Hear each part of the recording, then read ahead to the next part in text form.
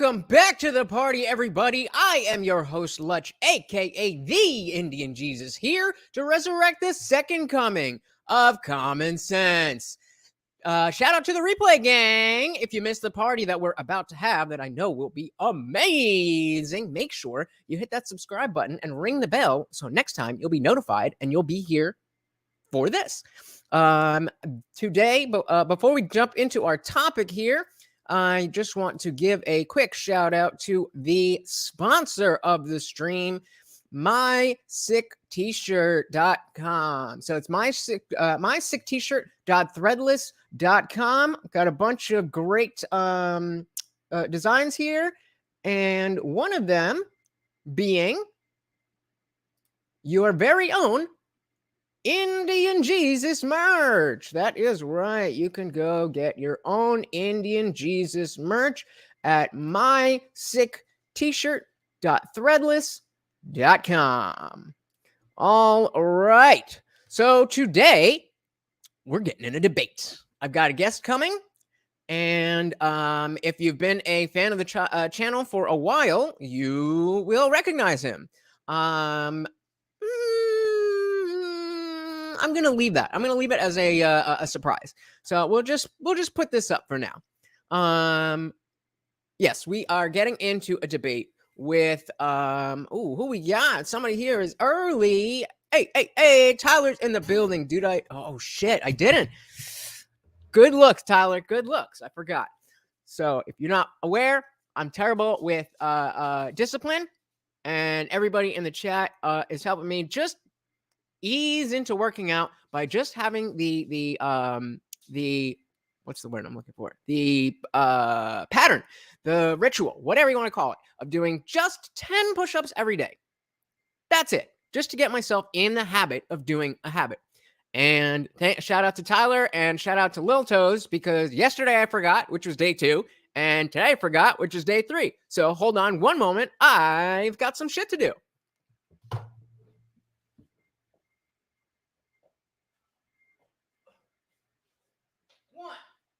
Oh, you said closer, right? There we go. 2, 3, 4, 5, 6, 7, 8, 9, 10. All right. Thank you, Tyler. So now we are in it. Boom. Thank you. See, I need you guys' help. I appreciate that, Tyler.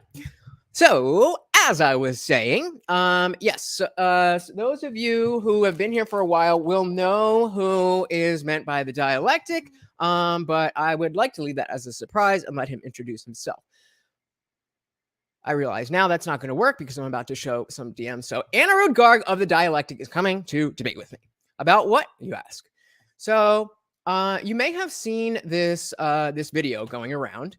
I saw it on Twitter, so I'm just using the tweet that I found, but it is a TikTok.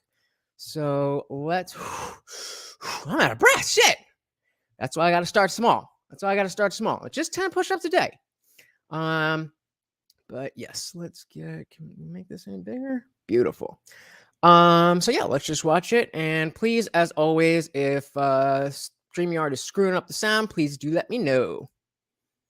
All right, guys, let's talk about Natalia Dyer from Stranger Things. First of all, she killed it in Stranger Things. If you don't like Stranger Things, we cannot be friends. So, if I was Natalia's injector, this is what I would do. We'd start by treating those masseters, and we all know how much I love treating masseters to help slim the face. Next, I would actually add a little bit of chin filler just to help fill out her chin and make her whole face more like a heart shape. Next, I would add a little bit to the lips, just a little bit, nothing crazy, just a nice pout. And then we'd get in there and do a little bit of Botox. I'd give her a nice brow lift to help open up her eyes. And to top it off, we'd start working with some Sculptra. She does seem to have more thin skin, and we want to prevent that from getting thinner and create more collagen. All right, let's see what the final product would give us. So she's about to do a comparison, if you didn't see the thumbnail. And this is where, my contention begins. So let's let it play. Ta-da! All right, how do we like my Photoshop skills? As we can tell, look at that again from this. Ta-da! that. All right, how do we like my Photoshop skills? As we can tell, her jaw is slimmer, her chin is more pointy, and her eyebrows are more lifted. And got a little. Sorry. Comment below with your thoughts. Do we love it? Do we hate it? And that's it. So we got that TikTok, and you know, a lot of people were like, "Oh my God, this is so terrible! Why would you do that to her?" Da, da, da, da. In fact, let's actually just look at the some of the responses, the replies. This is horrible. I'm so glad Natalia doesn't have much social media presence. Yeah. She made her look like Scarlett Johansson, deranged, awful. She really woke up and thought, this is such a great idea. This is awful. This is so dark. This is so effed up. WTF. All that kind of stuff. So we're seeing that people are like, yo, leave Natalia, I think her name is. Natalie, something like that. Leave her alone.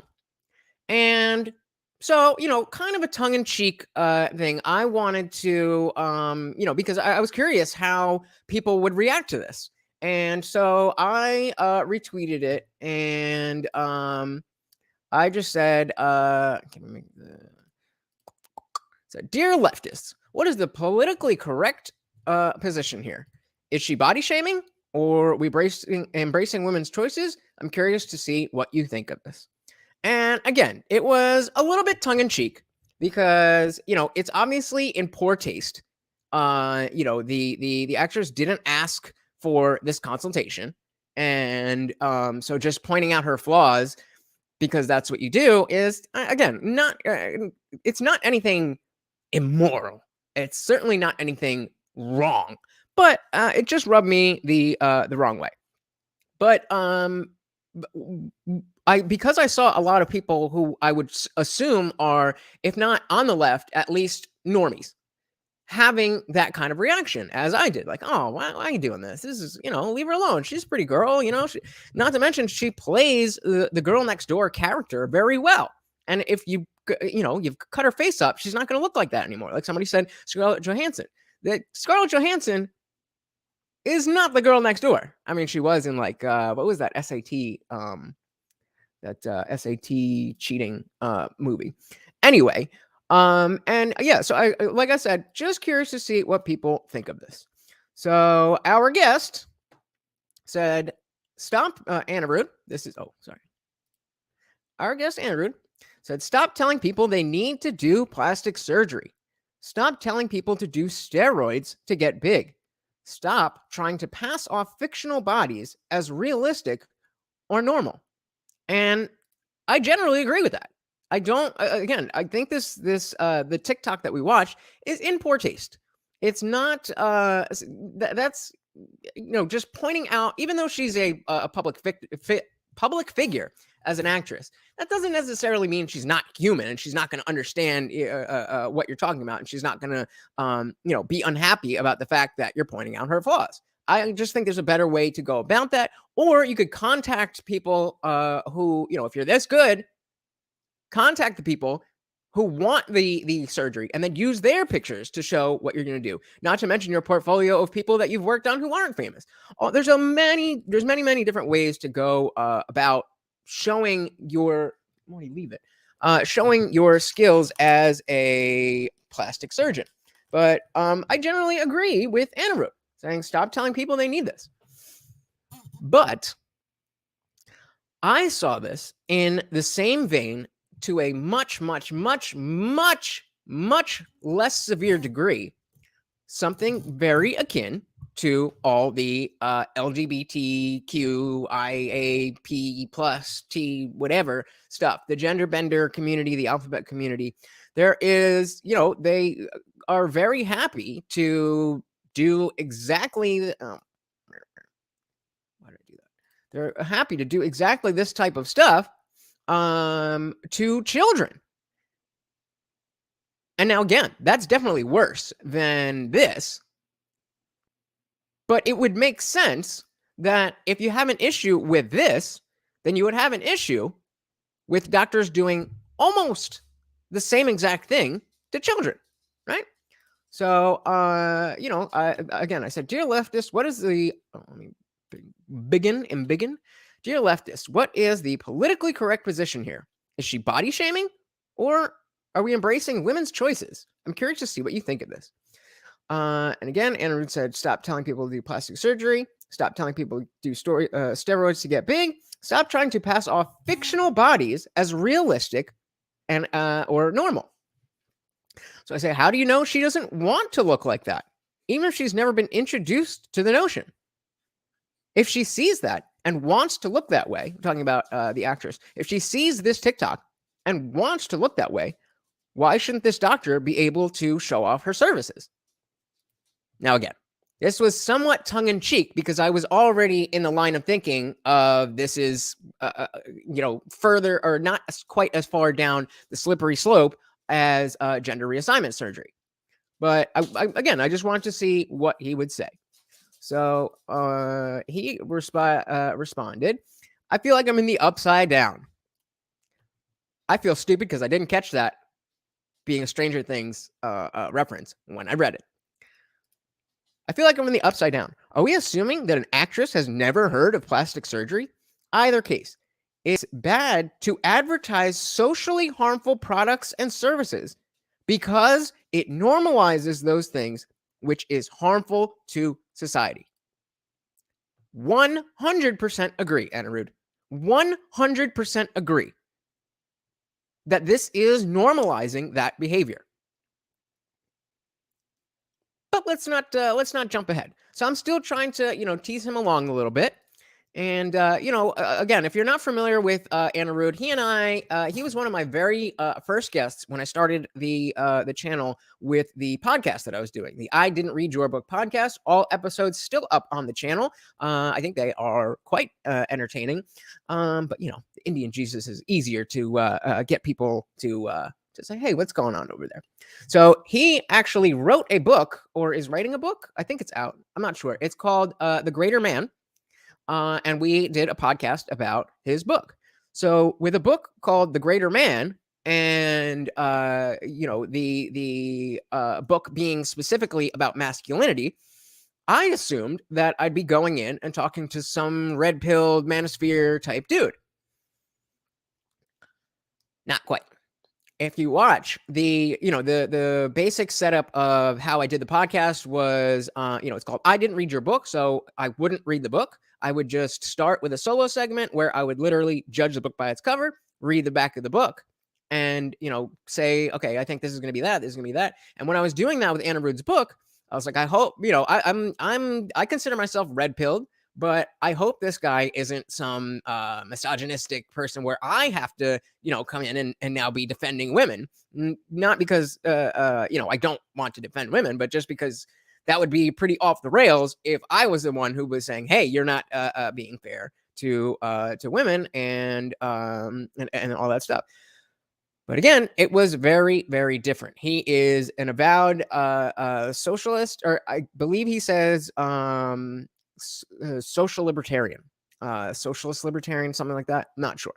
But again, so just to give him some context, I'm trying to drag out of him a point that directly reflects the issues that I have with children getting, reassignment surgeries and just changing their gender in general. So I'm still stringing him along.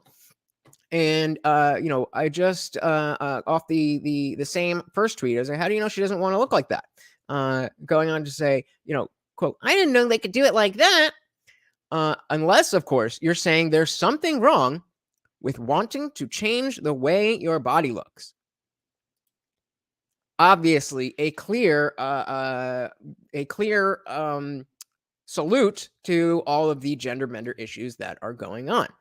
So this is when, now I'm showing you the rest of this because it was in a group chat. It was not a private DM. If it was a private DM, I would feel a little bit differently, but because it was more of a general, I assume he went to the DMs because it was easier than reply tweeting back and forth to each other. So this is not a personal DM. This is a group DM with a group chat with people who, sometimes you'll see up here, and that I would use to get guests on the podcast. So, we were talking actually, yeah. So we said, okay, 10 o'clock, that's when he will be here. And we'll just go through all of this. So he says, what exactly is the scope for this discussion? So we don't get sidetracked. And so the specific question that we're going to be asking, is it fair to compare this TikTok that we just watched to gender affirming therapies? And he agrees. Sounds good. And, so I was like, we could either use the vagary of the word fair. And so because we are using that word, likely there'll be some discussion about what do we mean by fair? But it's important to define your terms so you know what the hell you're talking about. And so this is where he says, so I'll give you my position. I'm like, wait. We're going to go and do a stream on this. Like, hold on, slow down. Let's do it there. Why are we going to go back and forth in the DMs if we're about to do a stream on? So, but he, he wanted to do it. So that's why I'm showing y'all. And Dr. Virginius, who you'll know, egged him on. Why not just do the show right here in the Twitter DMs and skip the show altogether, which sounds to me kind of like what Anirudh was trying to do, but he ain't going to escape. So, so where does this actually start? So he says, I don't think we should encourage medically unnecessary surgeries and steroid use. Again, Anirudh, I completely agree. If you're just hopping in, we are having a debate starting at 10 p.m. Just giving you some context. Please do hit the like button on your way in. I would greatly appreciate that. And give us a salute in the chat so we know who's here. And yeah, so he said, I don't think we should encourage medically unnecessary surgeries and steroid use. I was like, I agree. Thanks for coming, folks. That's the end. He said, we should encourage seeking medical consultation. And I asked, objective medicine or affirmation medicine? If you have seen What is a Woman, the Daily Wire documentary, you will see that there is an entire field of medical professionals and therapists whose job is not to determine whether you are right for this procedure of going through a transition and all that. No, their job is specifically to affirm that whatever gender you present as, which is not scientific and is unethical as a therapist. If I went to a therapist and said, I feel like I should have one arm, and they were saying, yeah, if you feel like you're somebody with one arm, then you should go ahead and get your other arm chopped off just because. That would be ridiculously irresponsible. But obviously, we don't do that. But when it goes to the gender bender stuff, for whatever reason, all that goes out the window. And so, let me be fair. So I was asking. So again, he said we should encourage seeking medical consultation. I asked, objective medicine or affirmation medicine? He says, I have no idea what affirmation medicine is. I don't think there's. So I don't really think. Gender affirming therapy. Therapists who exist to affirm whatever gender identity you believe you are. And I'm almost surprised that he hasn't heard of that. Says, I believe that a medical professional can prescribe gender affirming therapy objectively. And again, I say, I agree. I am not somebody who says that trans people don't exist or that you can't have, you can't have that sensation of feeling like you're in the wrong body, all that good stuff. I think there are people like that. I just don't think that everybody who questions whether that's the case is the case. That's just what I believe. So, yes, I said I agree that we should believe that a medical professional can prescribe gender affirming therapy objectively. I said I agree, but they can't be there to affirm in the first place. That is the definition of objective, not to have a side. If you're already going to affirm whatever gender the person believes, that is not objective. I'm realizing I never gave him the link. So let me just give me 1 second here. I hope this doesn't skip it to the bottom. That would be okay. So he should be here a little less than half an hour. So yeah, I agree that you can, medical professionals can prescribe gender affirming therapies and do it objectively. But if you're going there, if you are already going to affirm whatever gender the person believes, they are that's not objective. So he says, doctors have a side though. They must advocate for the health of their patients. Again, Anarud, I agree.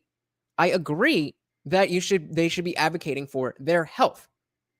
The question is whether gender surgery or being identifying differently is in their best interest and what should be advocated for. Again, if you're a trans ableist and you want to cut your fingers off, then you are advocating for the patient's health by telling them, no, that is not reality. You are a person with 10 fingers, 10 toes. If you are somebody who's had a finger cut off and you're trying to deal with losing that finger, not having that finger, then yes, the therapist can objectively affirm that, yes, you only have 9 fingers. Do we see the difference there? If you're just hopping in, please say hello. Give us a salute in the chat. Hit that like button. We are going to get into a good one, just giving you some debate context. So, yes, he said, doctors have a side, though. They must advocate for the health of their patients. I said, if you're going to speak to a man who thinks he's a woman, and he's been drawn to women as role models and related to female celebrities, etc., etc., etc. And again, saying obviously this is surface level stuff, but just giving an example. Then they can objectively determine, in their professional opinion, whether gender affirmation is appropriate or not. So in response to, doctors have a side, though, I said, no, doctors are not advocates for what you think. Another example from the trans ableist thing would be if you're just a paranoid schizophrenic. You're diagnosed with paranoid schizophrenia. If that's the case, and you go to a doctor who's going to affirm your delusions, that doctor should lose their license. They can affirm that you believe that you are in fact experiencing delusions. We've always understood that. But somehow when it comes to potential delusions about gender or now otherkin or trans ableists, it's transphobic to say things, to say this stuff. So again, that's the basic thing that I am presenting. That if he has an issue with the TikTok because they're normalizing behavior that isn't in the best interest of the general public, then how is gender reassignment surgery for children not in that same vein? We got a 1 second here.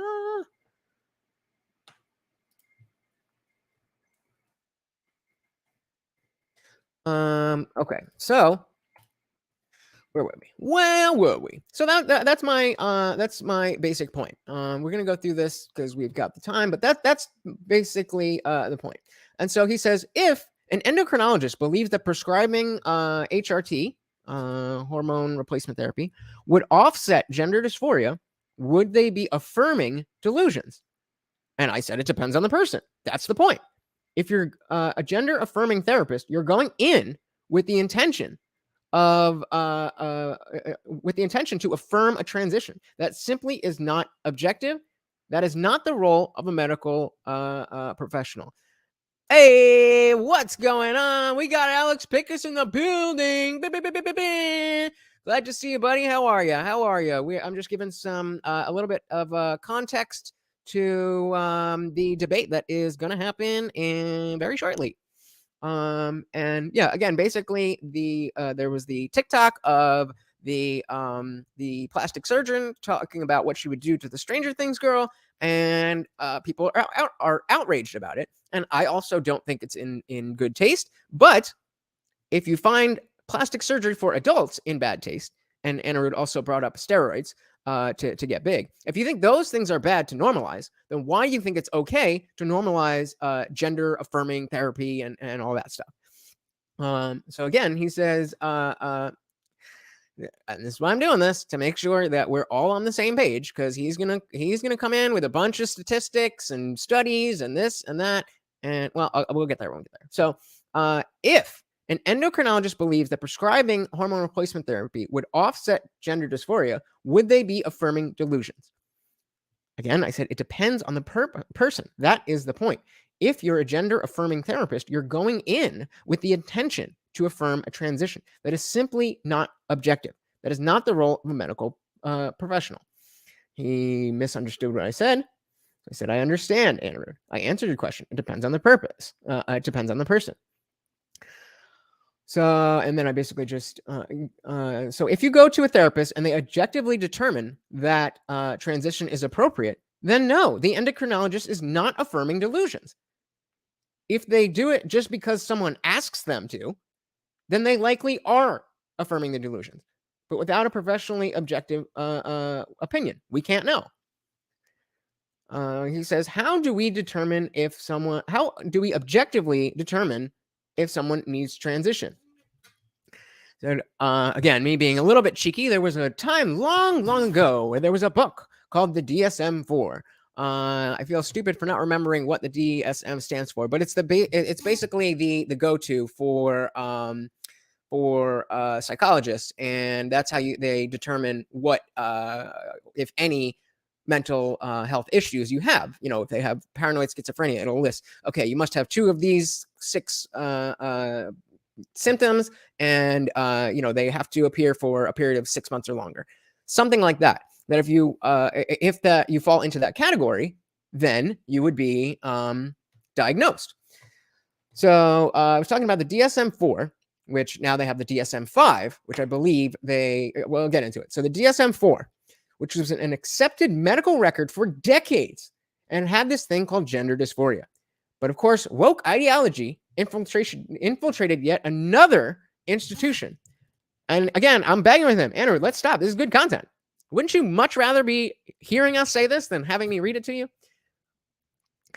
So he says, the current DSM-5, so that's the current one, states gender dysphoria, a concept designated in the DSM-5 as clinically significant distress or impairment related to a strong desire to be of another gender, which may include desire to change primary and or secondary sex characteristics. Not all transgender or gender diverse people experience dysphoria, end quote. So, and he asked, oh, sorry, I didn't realize it was that big. So yeah, that was his whole thing here. And I'm just telling him I don't want to be up to 2 in. I was trying to get this done a little bit earlier, but he is busy. So he says, do you believe that this has been wokely redefined, that the gender dysphoria? Yeah, I said, it's a complex question, whether it's wokeified. If I'm not mistaken, and I might be, I haven't looked this up. I'm not, I'm here to have a conversation. I'm not here to do homework. If I'm not mistaken, that last sentence is what was changed from the IVTR was the last version of the DSM-4. And again, that sentence being, not all transgender or gender diverse people experience dysphoria. And so I don't think that is appropriate. I think that we need to have a definition of what being transgender or non-binary or atypical gender, that has to be connected to something. If it's the gender dysphoria that's been in the textbooks, then whatever. But if you're making no attempt to present as the other gender or a different gender, you're not doing anything. If you're just in the same way that the people who are making fun of this whole thing, how Zuby, he identified as a woman and did some weightlifting competition, and of course blew that out of the water. Lauren Southern has changed her gender in Canada officially, legally, to an attack helicopter. And so, the question about whether that needs some type of dysphoria in order for us to say, okay, this is legit, or if we're just going to say, nope, whatever you want to do, that's cool, and now legally we have to call you what you want and all that. So again, it is a complex question. I don't remember at which point the definition became unscientific, in my opinion, so I'd have to look at them. But yes, that is a woke definition because of the last sentence. So this is an important part here. Sorry, I keep forgetting to make it bigger because, like I said, Anna Root is a very studious and intellectual individual. He's a very smart guy. But at 20 years old, or 19 or 20 years old, never having been out of school and never lived life outside of academia, there's a lot of disconnect when he and I talk, because, I went to college, but I wouldn't call myself an academic in any way, shape, or form. And so a lot of times conversations that we have end up, becoming a version of him saying, the numbers tell the story, and me bringing up a non-scientific or non-empirical aspect of a cultural value that can't be measured. And because he doesn't understand that the numbers can't explain it, he assumes that he is correct. So because of that, I gave this disclaimer. I said, before you spend all this time getting random studies, we need to address the fact that I can't read a study on air. If you're going to present a study, you have to be able to concisely summarize the basic conclusions as well as the methods, including sample size. You can't just throw a random study at me and tell me your interpretation of it and act like that's the same. And act like that's the same thing as the conclusion of the study. So don't just show me a link. If you want to use studies and statistics, that's fine, but it's still a show that people are watching, and it should be pretty easy to scroll through the methods and results and explain the conclusions succinctly. So, and then, of course, he goes straight on the defensive. I have never, 1, misrepresented the findings of a study, 2, cited something without being able to explain the study, and I don't think he finished because he realizes that, as I mentioned in the original thing here, I said it's because of the fact that we're doing a show. It's for you guys. It's not fun for you if we're in the middle of a debate and he sends me a link and then I got to spend 10 minutes reading to see if I agree or not. That's not, you don't want that. So that's all I was saying. And he got defensive that I've never misrepresented a study. He said, I have never misrepresented the findings of a study, or 2, cited something without being able to explain the study. Again, I never said you did. I'm just saying I can't do anything with go look at this study in the midst of a debate. He says I can read, I can send my sources to you tonight if you'd like to read them too. I said I don't. I just want to be able to have a conversation about it, as do many people who are going to be watching and aren't familiar with the studies. Just like, whether you guys watching, or people who watch this, and shout out to the replay gang, or people who just have this conversation completely away from Anirudh and myself, not everybody has that ability to understand scientific works that way. So if you do, Anirudh, then it's your job to explain it in layman's terms. That's all I was saying by that. So yeah, as do many people who are going to be watching and aren't familiar with the studies. And, again, this is something that I would say to anybody, because this channel is something that I care about a lot, and you guys are a group of people that I care about a lot. So I was just saying, if this is just a thing to feed your ego, then I'm not really interested. My channel is for trying to get people to understand positions on these issues better. If you're just looking to prove me wrong, then it's not really a good fit. If you're looking to spread what you believe is the correct ideological position, then I'm down to stay up way past my bedtime. And he says, if you say stupid and incorrect things, I shouldn't try to disprove you. That's an ego trip. Again, getting defensive. Like, no, dude, I'm just saying, like, if you're just trying to do this to be right, then you guys out there don't care about that. And I don't care about what he thinks if he's just trying to prove me right. What I care about is learning what people like him think about this issue. So going forward, I have a better understanding of what people think about an issue that I care about. And yeah, so I was like, it has nothing to do with your credibility. I don't need to have this debate. I don't think it's a crazy request for you to be able to articulate your evidence to the audience. I will he said, but I'm also going to try. I'm also trying to punish stupid and ignorant statements. How stunning and brave. I think that you agree that we have a responsibility to the truth, and I do agree with that.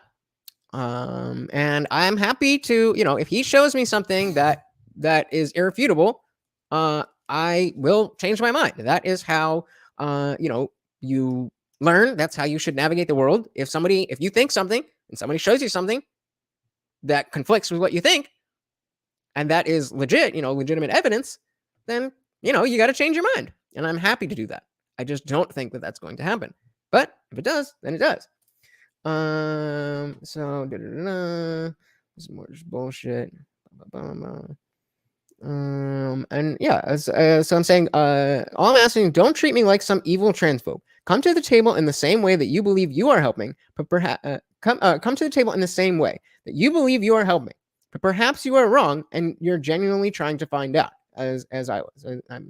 Yeah, I should have said this one. So maybe I'm wrong, but I offered you my platform literally the next day. This was last night we were talking, because I actually care about people and believe what I'm doing is doing my small part. We can disagree and both have that goal.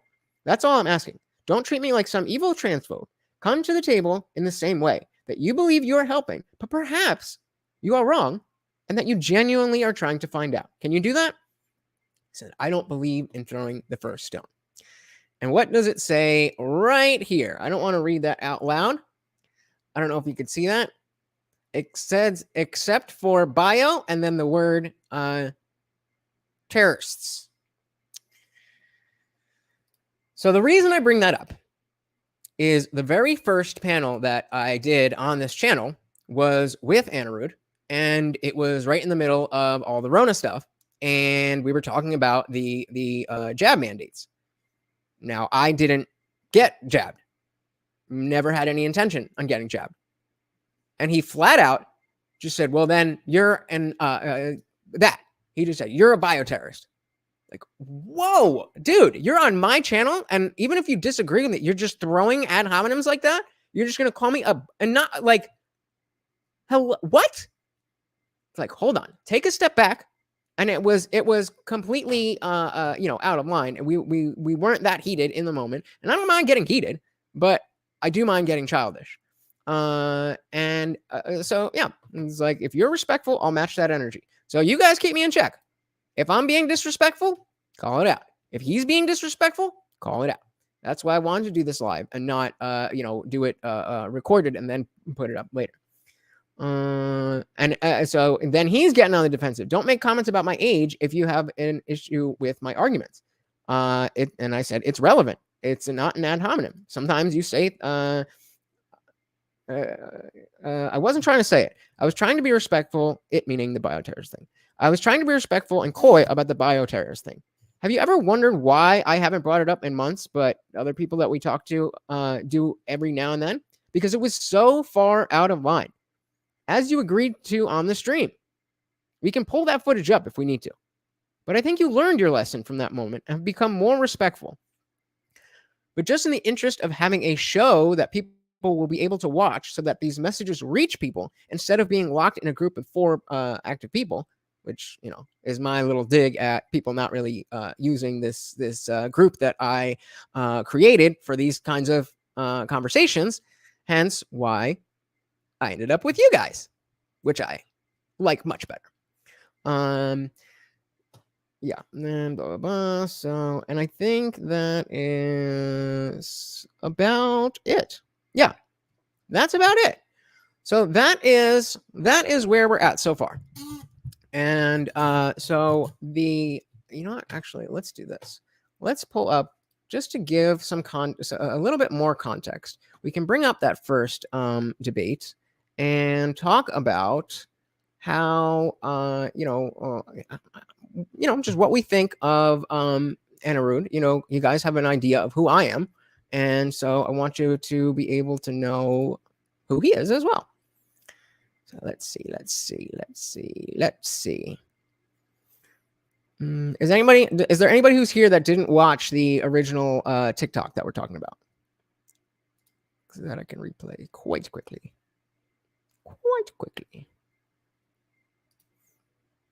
All right. Again, please do let me know if there is no sound.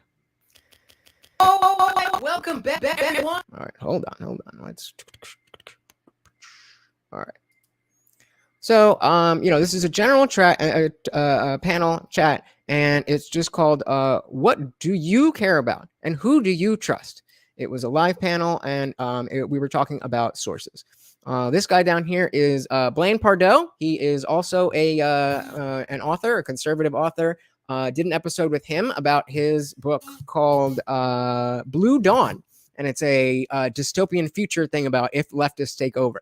So if you're interested in that conversation, check it out. So let's see what we got here.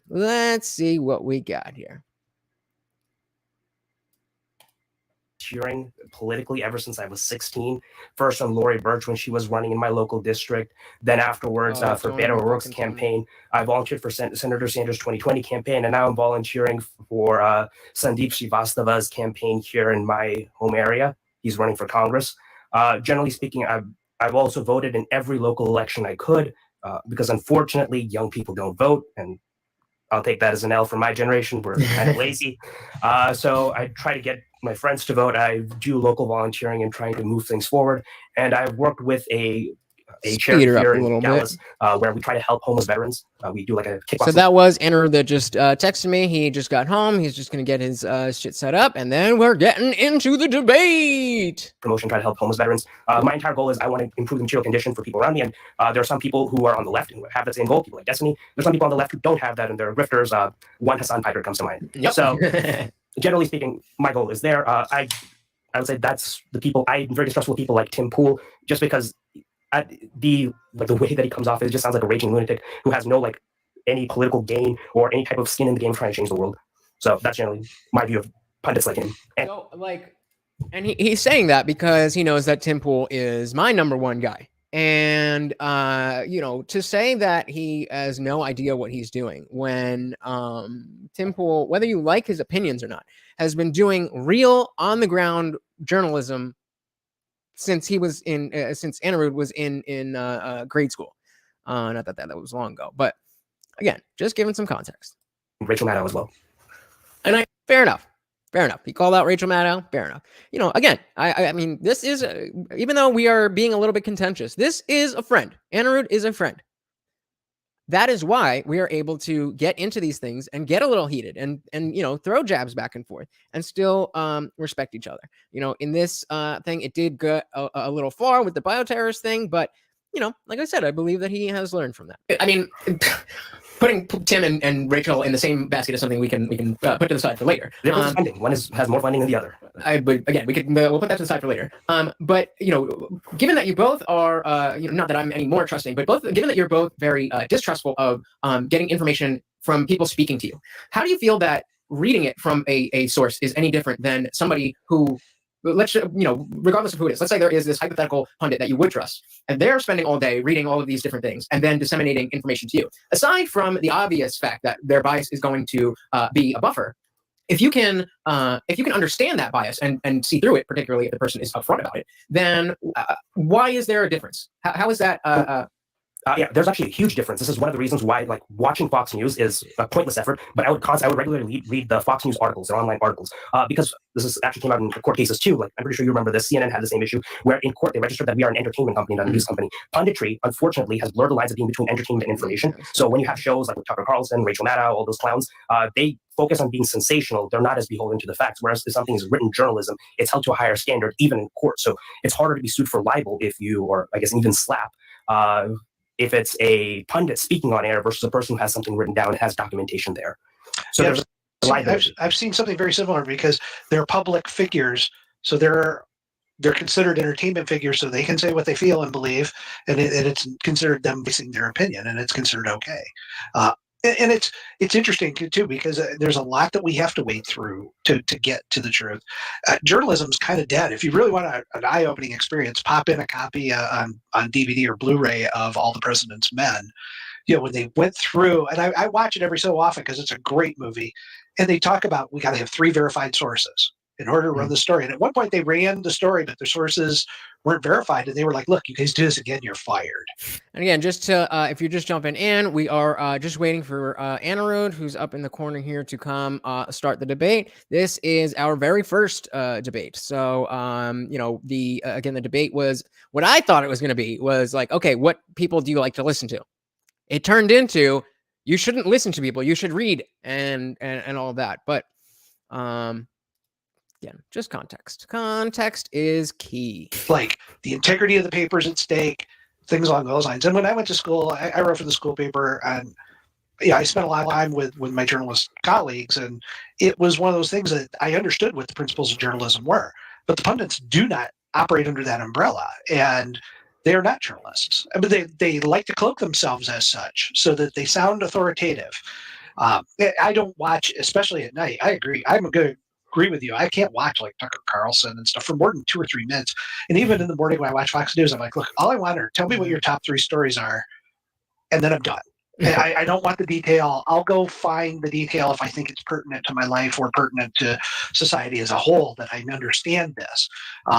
It's really hard. And we're a society, too, where we've elevated talking heads and comedians who are seen as sources of valid information. John Oliver and the hosts of The View and things along those lines, that people turn to them as potential sources. And it's like, if you're getting your news from there, that's not news. That's so real quick. There's something that a through line with what precisely what both of you just said. So between I think I don't disagree with what you're saying.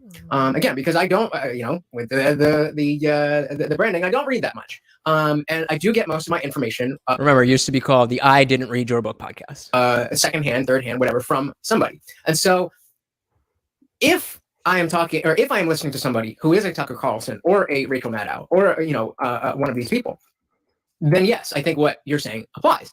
However, when Anna, you're saying you trust Destiny, and I've ever since I asked you about him, I've been aware of him for a while. But he was on Tim Pool. I don't know if you saw that episode, Anna. I did. Definitely wasn't a raging lunatic in that episode. But the question is, again, little jabs. Like, no, Tim Pool wasn't crazy then, right? Brought on a leftist and he didn't go crazy then, right? Is it punditry itself, or is it the pundits themselves? Because I mean, it's inherently punditry. It's inherently punditry. And but then why even bother with Destiny at all then? And Blaine, why even bother with Tucker at all? Blaine, would you like to go first, or? Well, yeah, I can tell you that in the last month I have watched no more than 3 minutes of Tucker Carlson. So, and I consider myself conservative, and I'm not abashed about that. It's fine. It's not where I normally play in terms of how I feel and things along those lines. And I think sometimes it's such a barrage of snippets and one-liners and things that are designed almost as on like clickbait type things that it just makes it very difficult. I watched Rachel Maddow during election night because it's always entertaining just to see how the other side reacts, during things, because I'm like, I want to see that and experience it. So, is it punditry or the pundits themselves? I'm going to side with our co-host here and kind of go, I think it's the punditry. I think it's the air of this is acceptable behavior and it's being presented. All right, looky who we've got here. Welcome. Good evening, Lutch. How are you? Good. How are you? Doing wonderful. Would you like to introduce yourself? Hello, my name is Anirudh Garg. My name is hard to say because it's Indian, so you can just call me the evil economist. I've been called that enough times by communists, so I'll go with it. I am an author, published a book on masculinity. I am a video essayist, and I'm an aspiring grad student for economics and statistics. Beautiful. Oh shit. Awesome. So what we can do here is I went over, just what we were, what the topic is and all of that. In case anybody missed it, we're just going to start from the top and watch the video, and then we'll get into it. So, oh shit. Wait. Where am I? This one? All right, guys, let's talk about Natalia Dyer from Stranger Things. First of all, she killed it in Stranger Things, and if you don't Stranger Things, we cannot be friends. So if I was Natalia's injector, this is what I would do. We'd start by treating those masseters, and we all know how much I love treating masseters to help slim the face. Love Next, those I would masseters. actually add a little bit of chin filler just to help fill out her chin and make her whole face more of like a heart-shaped. Next, I would add a little bit to the lips, just a little bit, nothing crazy, nice pow. And then we'd get in there and do a little bit of Botox. I'd give her a nice brow lift to help open up her eyes. And to top it off, we'd start working with some Sculptra. She does seem to have more thin skin, and we want to prevent that from getting thinner and create more collagen. All right, let's see what the final product would give us. Ta-da! All right, how do we like my Photoshop skills? As we can tell, her jaw is slimmer, her more pointy, and her eyebrows are more lifted. And gotta love that pout. Comment below with your thoughts. Do we love it? Do we hate it? And that is the reason that we are here. So I I showed the tweet that I put out and just saying, what's the correct leftist position? And you had said, stop. I got it right here. You said, stop telling people they need to do plastic surgery. Stop telling people to do steroids to get big. Stop trying to pass off fictional bodies as realistic or normal. So why don't you take it from there? What would you like to expand on that, or clarify on that, or whatever you'd like to do? Of course. So I guess we'll start with the first one. Generally speaking, surgical interventions are not completely safe. There's risk of things going wrong, risk of infection, abscesses. I think abscess is the number one killer for individuals in hospitals. If I'm not mistaken. Don't quote me on that.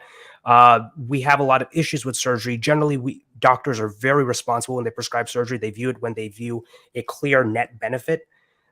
Just randomly encouraging people to go seek surgeries, whether that be in the US where it's at least regulated to, or going to other countries where it's not as well regulated. That's a good point. We generally don't want that in society. Generally speaking, if you're a person with a public platform, you have at least a responsibility to say things that are responsible and promote general welfare, and you shouldn't be promoting harmful things. So for the first reason, don't promote surgeries. On second, don't promote steroid use. Actually, one of my favorite chapters in my book, which I have right here, was my best chapter in my book, was my chapter on vanity, talking about how at least men, competitive bodybuilding and combat sports and all these different types of athletic categories, are encouraging a lot of young men to take hormones, whether to get big, to get an athletic advantage. That's harmful for their health. Many of these people start doing drugs like steroids for the age as young as like 13, 14. And it's very harmful to their development, puts them at risk for heart problems in the future. We generally don't want to encourage steroid use outside of a medical context. We generally don't want to do that. Beautiful. And for the last one, generally speaking, we don't want to create like archetypical, this is what we consider beauty standard. We don't want a homogenous idea of beauty so that everyone looks the same, because for people who are struggling with body dysmorphia, body issues, we don't want them to feel bad for not looking like everyone else. Or we don't want to live in a world where everyone looks like Kim Kardashian. I don't think that's necessarily healthy from an artistic or mental health standpoint. Cool. So, I mean, I pretty much agree. So real quick, I want to say hello to the free ego. He says, I'm here. Let's go. We're going, brother. Also, shout out, if you happen to be somebody who might, timestamp things, then you might want to pay attention on the fly. It'll help both of us. But yeah, I agree with everything you said. Everything you said. And I didn't, when again, I was showing the tweets, and when I was talking about so like, what if she didn't know that it could be done like this? Natalie Dwyer, I think it is. Dyer. I don't. Natalia Dyer, I believe, is the actress's name. So I was just posing the question: what if she didn't know that plastic surgery could be done like that, and she sees the Photoshop and she's like, "Oh wow, I didn't know they could do it like that." And then she decides that she wants to do that. Maybe she's always hated that little dimple in her chin. Maybe she's always hated that she's had a masculine jaw. And I'm not suggesting, as you were saying, that an actress hasn't heard of plastic surgery, but I was alluding to the idea that we have this heuristic of what people with plastic surgery look like. The Gina Gershon type of that very plastic surgery, fake look. And so my contention was, if Natalie is thinking about plastic surgery in the same way, then she sees this TikTok, then what theoretically is wrong with the doctor putting out that TikTok to to expose Natalie and others to the possibility that they can look the way they want to look. Yeah, so I think it's important that we draw a distinction between doing that doing that discussion privately. So if this nurse reached out to Natalia Dreyer privately and said, this is something that I can do, I think that's very different than when you have a public-facing audience and you make normative statements about this is the type of beauty ideal that I would recommend. Those are, I think, two separate things because the audience and what you're promoting socially is the issue. I mean, it's one thing if someone just says, oh, I think you'd look great if you did Botox or whatever. If you're reaching out to them one-on-one, you're only really offending one person and they can choose not to listen to you. If you're trying to promote something to a broader audience, that's just irresponsible. Okay. I don't necessarily disagree with that. I was saying that obviously you understood that to some level I was being tongue in cheek because I was looking to make a point. So yeah, I never would suggest that an actress never knew that that plastic surgery was a thing, but I was just putting that out theoretically. So when it comes to, you're saying that the reason that we don't want to push these things is because number one, you have a responsibility as an influencer or whatever, and that, surgeries just, elective surgeries just generally aren't safe. And so if you don't need it, then why go through that, right? For the most part, yeah. So then, of course, it became rather clear that I was pulling the conversation towards the trans issue and specifically with children.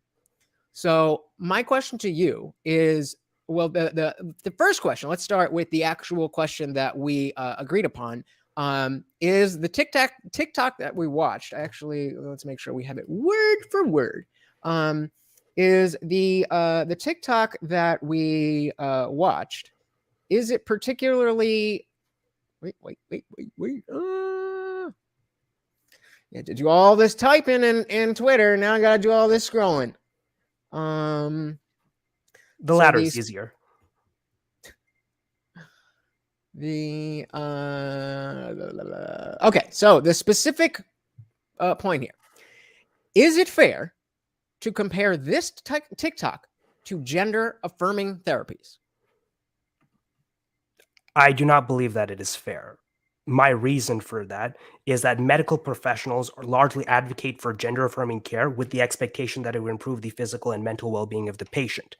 Whether or not someone is recommending plastic surgery, which is entirely elective, we're generally not under those same constraints about improving the mental and physical well-being. There's not that same liability. How so? Generally speaking, if a doctor recommends a procedure in a medical context, whether it's to treat a specific illness, they have a different level of liability versus them just performing a treatment. The liability for performing a treatment is you perform the treatment correctly. The liability for a treatment that they prescribed for the betterment of the individual is that they have the expectation that the treatment will give the results that they want. When people go in for plastic surgery, they think, oh, this will make me feel better, this will make me look better. They're the ones going with expectations. A plastic surgeon's job is just to make sure that the procedure is done well. I'd agree with that as well. So why then, is so I would argue that in the same way as you said that the plastic surgery, the Kim Kardashian world, normalizing that is a bad thing, I would agree with that and say that normalizing children, specifically transitioning, is in that same vein, but even worse. It is further down that slope. So I think we should draw a distinction between the different types of transitioning. If it's social transitioning, I don't think anyone has an issue with like a 6-year-old boy or girl wearing a dress or whatever, or wearing makeup or whatever. Social transitioning, no, I don't think we really care. So let's again, I want to be sure that everybody knows what we're talking about. So what do you mean by a social transition? Social transitioning would be anything, I guess, the way that you express your gender, whether that be the type of clothes that you wear, the affects, the way that you speak, if you behave stereotypically like a woman, if you behave stereotypically like a man, those are all social transitioning. Okay. Which for the most part, I think that like generally, I don't think either of us would have an issue with children socially transitioning in any capacity, right? If I a kid wants mean, to wear, if a dude with male genitalia wants to wear a dress to prom, is that really an issue? No one cares, right? no, but I do think that in the same vein of the normalization that you were talking about with the plastic surgery, I would have an issue. If it was just a boy wants to wear a dress in a vacuum, whatever. My brother dressed as Marilyn Manson for Halloween one year in high school and wore a skirt to school. No issue with that. Even if and the even if it's so, let me get there. I'm getting ahead of myself. So yeah, no issue with that in a vacuum. The issue comes when there's so much social credit that you get for just being in that position. And so it's if your parents and friends around you, you wear a dress one day and you're just a normal guy, and then all of a sudden you're getting all this attention, like, oh my God, you're so brave, it's so this, so that, then it's not in a vacuum, and it is normalizing behavior that isn't inherently or isn't necessarily appropriate. Because but here's the thing: what behavior is normalized? Let's be critical about this. The behavior is expressing as yourself as a woman through clothing, makeup, whatever. Mhm. What is the harm of normalizing that? I don't think there is a harm in normalizing it in general. Okay. I think that I'm hoping that because we see like these pockets of young girls all becoming non-binary together. I'm hoping that because it's more of a new thing, that the novelty of it and like this is just this generation's version of being a goth kid. I know people that are my age and still only ever wear black and only listen to this type of goth music and stuff. But most of us that were, and I wasn't really a goth, but I was in those circles, and most of us grew out of that phase. And so a part of having that as an identity is the lack of anything substantial for your identity. And so if being a goth or being an otherkin or being a transgender is so fundamental to how you operate in the world, not just fundamental to how you feel, but how you operate in the world, then we're normalizing behavior based on untruths. So here's the thing, right? Do you consider people's emotions as untruths? Not necessarily. Yeah. So if people say, I feel like I should express myself in this way, and we say, okay, cool. What is the harm? Like you're saying, we're normalizing untruths. If people's feelings are their own personal truths, right? If we normalize that, I'm still failing to see what is the major harm or why we shouldn't do this. Well, I can say very easily we shouldn't normalize plastic surgery because plastic surgery done without a clear expected benefit could just be net harmful to individuals. We know that because surgeries have a cost to them, both a financial and a possible health cost through complications or abscess. So we have something that's there, concrete, that we can quantify. What is the harm that you're seeing here that I'm not? The same harm that you see with the plastic surgery. So we got we got Sketchy Plays in the building. Welcome to the party. What does Sketchy Plays say? It says the harm is it will make gender representation grow to gender dysphoria, and while these people are still developing, will make a choice that they will usually come to regret. I don't know if I would say usually, but I'm confused by the question. So it's not a question. It's an answer to your question that I was about to. So you were asking what is the harm, and you're saying the harm is it will make gender representation grow to gender dysphoria. I don't completely understand what you mean in that part, but I think I think he's saying that the normalization is the harm, and people still developing a choice that they usually will come to regret. Okay, that's more fair. Not usually, some of the time. And a decent amount of people, I wouldn't say a majority, but and I don't know the numbers. Maybe you have some detransitioning numbers. But there is a significant portion of people who do go full transition and then detransition. And like the person Scott, whoever it was in What Is a Woman, his story was heartbreaking. All these health complications that you were just talking about, with the plastic surgeries. Also, again, arguably, the transition surgery is also unnecessary and what was the other word we were using? Fucking just like not needed. It's an elective. There we go. Brain fart. It's arguably an elective surgery. I understand you don't believe that, and I think in a lot of areas it's not necessarily. Actually, no. It is. It's absolutely an elective. So generally speaking, my position is that it is not my capacity to be able to decide whether any type of gender affirming care is elective or necessary. I'm not a medical doctor. I don't have the faculties nor the legal liability to make that decision. My position, and I hope you don't presume any other position of me, is that let's take trans children for example. Any type of medical, hormonal, or surgical intervention needs the informed consent of the child, the parent, and the slew of doctors necessary. That would be child psychiatrist, pediatric endocrinologists. There would be a whole panel of doctors with the medical expertise to decide if it's necessary or not necessary. I don't believe that it's in the purview of people who don't have medical degrees to decide necessity of gender affirming care. I think you would agree with that position as well.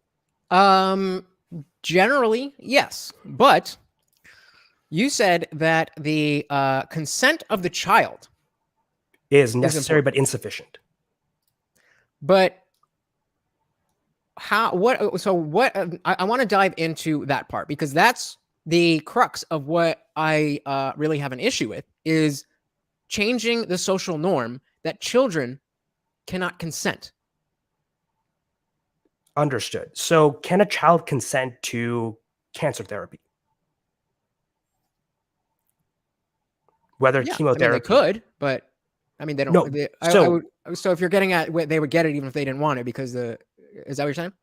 So the reason why I say necessary but insufficient condition is that a child will have to whatever age they are, the parents and the doctors have the responsibility to educate them to the best of their ability. Obviously, if it's like an 11-year-old, they're not going to understand everything.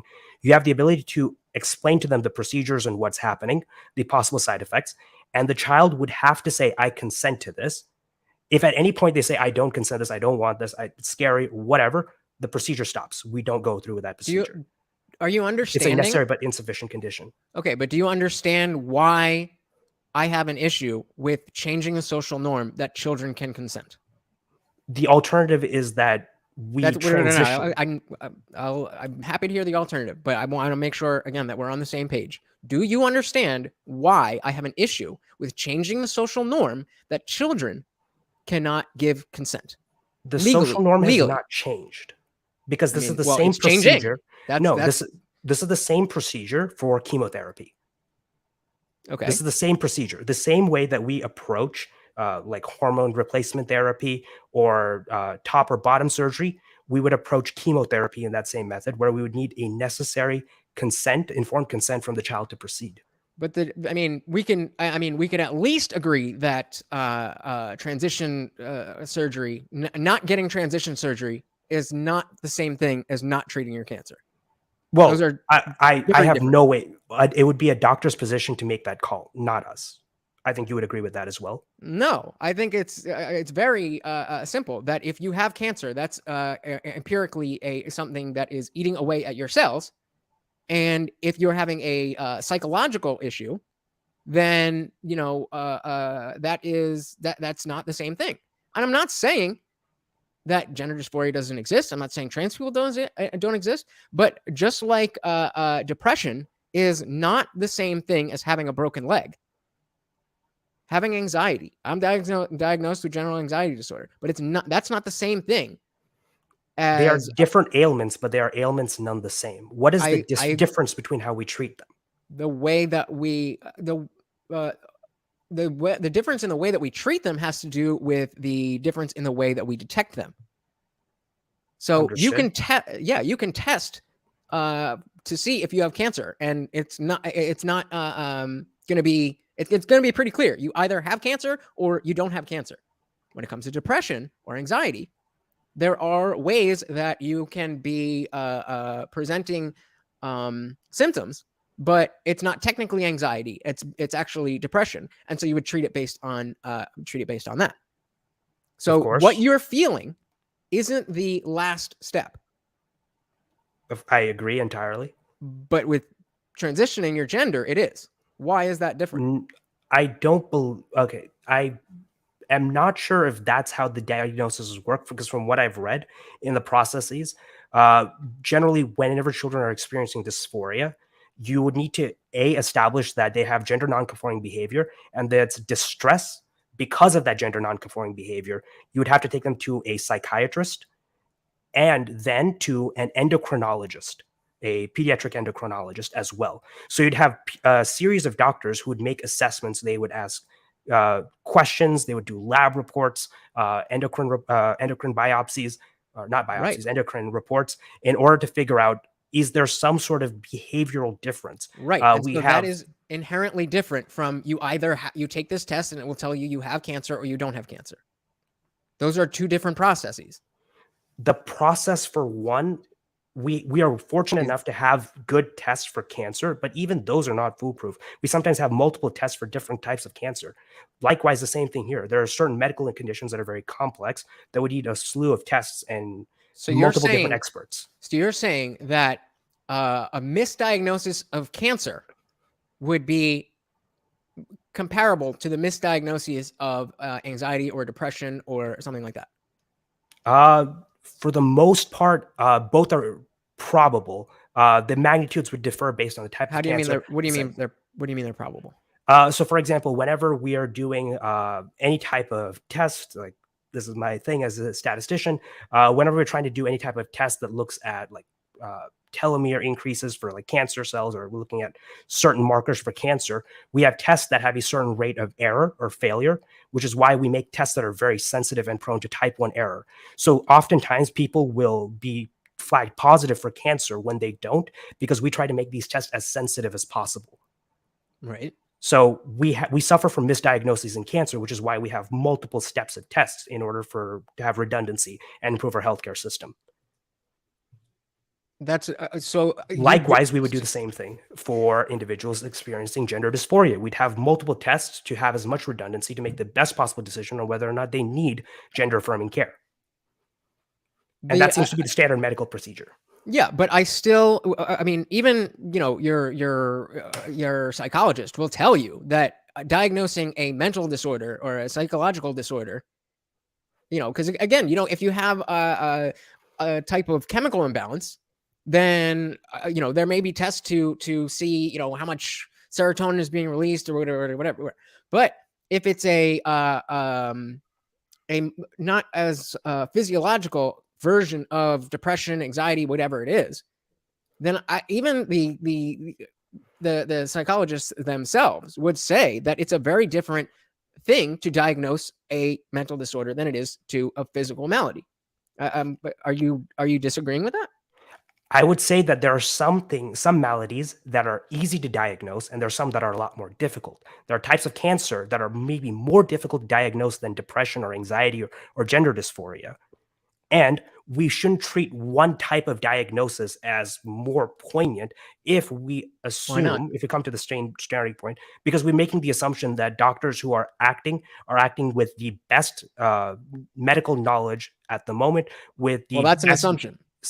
Yeah, we generally make that assumptions that doctors we used to, but then What Is a Woman came out, and that went out the window. And before that, Dr. Fauci was doing his thing. And that's what is your argument? My point is that as I was alluding to yesterday with the DSM, I don't remember exactly at which point they changed the definition or the criteria of what gender dysphoria is, but saying that those who present as transgender aren't necessarily don't necessarily have dysphoria is almost akin to people looking to post on social media about how they've got depression and they need to do this. And I see that in the same light. And I think it you should see it in the opposite light. How so? Because if we remove the essentialization of gender dysphoria from gender nonconforming behavior, if as it's defined, that you no longer need to be deemed as gender dysphoric, or just because you show gender nonconforming behavior doesn't mean you're gender dysphoric, then that means that people who have gender nonconforming behavior are not essentially required gender affirming care. That includes medical and surgical interventions. I agree, but that is not how it works. This is what I was bringing up about the gender affirming therapies. These are doctors who are specifically there to affirm whatever it is that you bring to them. And I don't know how far it goes into like the transableism or other kin stuff, but at least with binary transition, So if do you draw come this- in, Oh, continue. Sorry. if you come in and you, regardless of your biological sex, if you come in and you say I am a woman and you happen to be a man, then the doctor is the reason a gender affirming therapist. What do those words mean? A therapist who affirms your gender. And ideologically, they're in line with you saying that they can think that they are, experiencing these things, and it's not the same thing as gender dysphoria. And so those people, I think I just don't think it's a healthy way to express yourself. I don't want to make it illegal, but I do see it as an issue. Well, given the alternatives, I think that might be the healthiest way to express it, because the great thing about therapists, at least, is that because they're not medical doctors, they're not psychiatrists, they don't prescribe medication that includes hormones and whatnot. Psychiatrists do, gender affirming psychiatrists do. Well, let's go on that route, right? For the most part, So hold on. I just want to free ego says, I think the point is that the fields of science and medicine have been co-opted by politics, or at the very least, loud political activists with power. Exactly. I mean, that's a fantastical claim. We'd have to prove that with some evidence. Okay. How? We would generally need to prove that scientists and doctors are empirically making poor decisions for political reasons. So you mean like telling people that if they get the jab, they can't get Rona, even though that's a lie? So are they making poor medical decisions? Are they making poor giving poor medical advice because of politics? Is that poor medical advice? Yes. Lying wait. Lying, it has no place in medicine. Can we agree that doctors should not be lying to patients? Should we agree that in general? I mean, suppose there's some, scenario you can come up with, but in general, yes. In okay. The off chances, so if somebody comes out and says, if you take this untested medication, no long-term studies, we'll tell you whatever we found out about it in the short-term studies in 2076, but now you've got to inject it, and it'll be you'll be good. Okay, we've had this conversation before. That's not applicable to the Rona because that was one of the most tested and studied vaccines. That's not the point. History. The point is they didn't know and they lied. They knew the point, and they were terrible at communicating.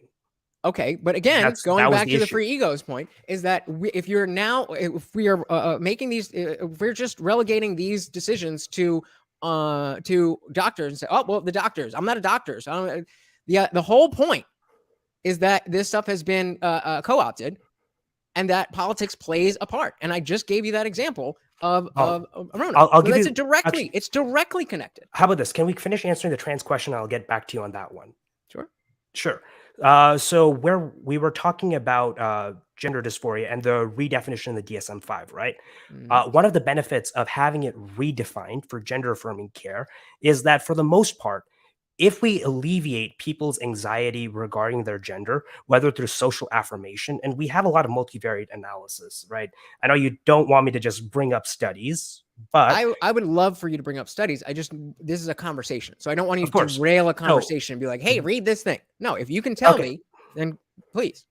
of course. So one of the best studies on this topic, let me just, yeah, one of the best studies share is your from screen, the you can do that too. Netherlands. And, well, I have way too many studies here. Okay. I can just give the summary for this. One of the best studies from Do you want to the Netherlands. just share your screen? So we're looking at it. Let's see.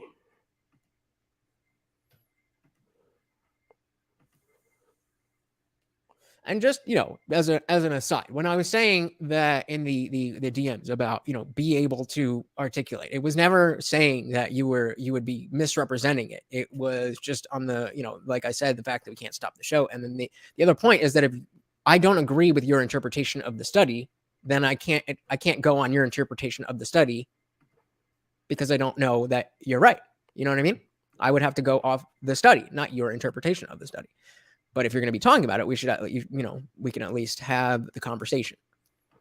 Of course, that's fair. For the most part, I don't want to misrepresent any study. And if you feel that I do, or if you have fears of that, that's perfectly reasonable. Here, I found this one. So this is unfortunately not my favorite study of these bunch, but it is by far the most recent one. It does involve a lot of important insight on this.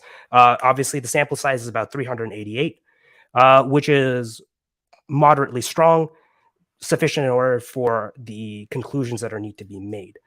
One of the most important parts of the study is that while we can prove that gender affirming care, such as giving hormones or puberty blockers or the myriad of different drug cocktails that are there in order to affecting people's hormones, they are effective. They are not nearly as effective at alleviating distress as social acceptance. Say that one more time. So actually, Sure. let me just let's run through the abstract. So the objective of the study: hormone treatment is an important part of gender reassignment therapy in gender dysphoria. That is already a not a scientific word there. That's an opinion. Previous data about efficacy and safety are commonly based on small cohorts, or they comprise former cohorts under, meanwhile, obsolete therapy regimes. Previous data about commonly based on small cohorts. Yeah, previous studies on. So effectively, in layman's terms, previous studies had very small sample sizes, so they were more prone to large amounts of bias.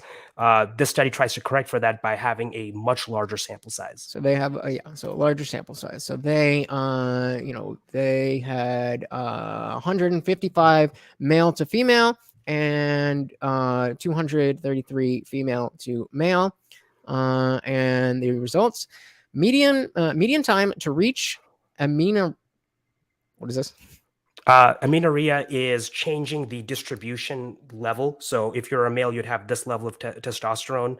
This is your expected range. And if you're a woman, this is your level. Amenorrhea is changing that. Gotcha. Okay. So this is like the delta of what... essentially. Okay. So this is, just the change in what you are when you're presenting as your biological sex versus, the amount of whatever it is when you have transitioned. So that amount in trans men under testosterone monotherapy was 3 months, regardless of whether testosterone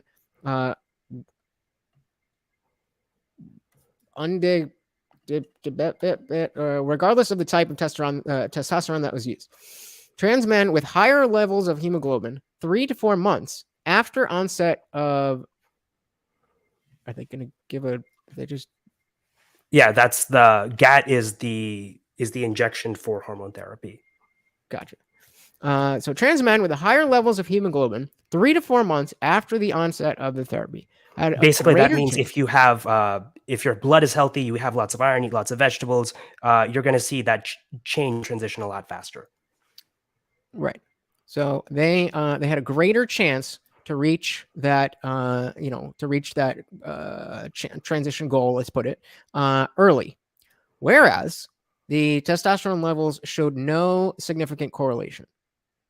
So can you break what does all this mean to you? This part. Yeah. So for trans men, they were able to, through this therapy, they were able to, depending on their hemoglobin, reach the general level of acceptable hormonal imbalances or hormonal balances. Uh, for testosterone, it was not significant. So we couldn't determine for testosterone if it moved at the same rate as other hormones. Okay. And so then it just gives the numbers. Those are the confidence intervals, how we define if something is statistically significant or not. If a confidence interval includes the test parameter, which in this case, if you look at the bottom one, includes the null hypothesis of 0.999. If 0.999 is included in the confidence interval, we decide that the study is not statistically significant. Okay. So then the estradiol levels, no significant influence on breast development in trans women. Testosterone levels and FAI. Do we know what FAI is? Yeah. FAI, not They sure usually, what the the actual first time they use it on a thing, they usually write out the whole thing and then put the abbreviation. Whatever. We're significantly negatively correlated. Unfortunately, a lot of science is not the most accessible thing in the world. Unfortunately, right. So let's. Okay, we're seeing that. We're talking about the levels of the testosterone or specifically estrogen. What was it called? The estrogen for women. So and again, we're not gonna go over the whole thing. But just the basis. So the conclusion was gender affirming hormone therapy in accordance with current clinical practice guidelines is efficient and safe. Okay. So what and so can you bring it back around and what does this study mean so for the your most argument? part, so in the world where you were saying that, okay, if we're prescribing hormones for gender affirming therapy, there are risks that were there. Generally speaking, in this case, even if gender affirming care is of prescribing hormones in a way that you would view unwarranted, the end result is that the hormones are expected to not be harmful to you. Now, obviously, if you have pre-existing conditions or stuff, that would obviously affect how the hormones are affecting you. But for the most part, most of the time, you have an expected value of being safe, even if you are prescribed gender hormone therapy. Okay, and I don't think the risks for the gender affirming care are not material. So what I'm looking for, and I don't disagree with that, but what I'm looking, because remember, I was specifically talking about the the children. Again, if you're an adult, you do whatever the hell you want. That has nothing to do with me. And I mean I have opinions on that, but that's not what we're talking about. We're not talking about being trans in general. We're specifically talking about the connection between elective plastic surgery and children transitioning. So I'm looking for the ages of the people that were in the study.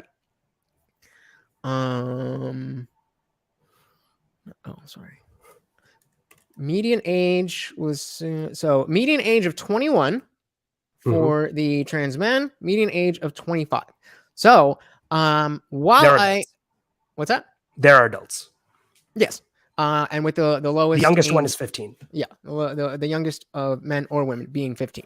So I think 15 is like right on the edge of, 15 years old. You kind of know what's what. I still think that like if it were my child, I would say when you're 18, you can do whatever the hell you want. I accept. The great thing. I'll continue. Well, no. I want to hear your response to that. Oh, so the great thing is because three parties, the parents, the doctors, and the child have to give necessary consent. If you're a parent and you feel as though this would be unsafe for your child, you can veto that. We give that power to the parents. Right now in America. Yes, I mean that's the country we're talking about, I presume. I mean, I wasn't, being specific, but now that you bring that up, because that is not the case in Canada. And there, we share cultures, and we're talking about normalizing things. So if something becomes normalized in Canada, that doesn't necessarily mean it's going to come over to the U.S., but it is likely to some extent. So again, going back to what is a woman, very informative about this topic. But of course, most people will just decide it's Daily Wire and will stay ignorant. But they did, a whole segment with a father who was who was behind bars. He was in jail because he would not give consent, even though the mother and the child. Is that the younger case in Texas? No, Canada. Oh, okay, in Canada. I'm not speaking to a third world country or their politics. I'm talking about America. That was a joke. No, Canada has a different legal system. I'm not familiar with their healthcare system. I'm only talking about practices in the U.S., which I believe are pretty good. Okay, well, I see the fact that the Daily Wire, an American company, has highlighted that case. That is where I think it's reasonable to think that is where the legislation of America would want to go. The same way that they just banned handguns. If we didn't have so many guns, you better damn believe that they would take they would put out legislation to ban all guns. Well, the thing is, we have the Supreme Court. In 2008, Chicago tried to ban handguns, and the Supreme Court struck it down. Our Constitution is just going to prevent that from happening. Well, right, but there's nothing that's my point. There's nothing in the Constitution about gender stuff. So we're protected on the guns thing because we have the Constitution. What protects us from fathers being thrown in jail because they don't want to give their little boys, I want to say she was 14 or 15. But we've seen people advocating as young as 3 years old, and some people even younger. So again, it's the cultural aspect that in Canada they're doing this. We're America, we should be more free, and I believe that it's reasonable to think that cultural idea will spread. It will be normalized. As you said that you didn't like about the plastic surgery. I'm saying it's the same thing with gender surgery.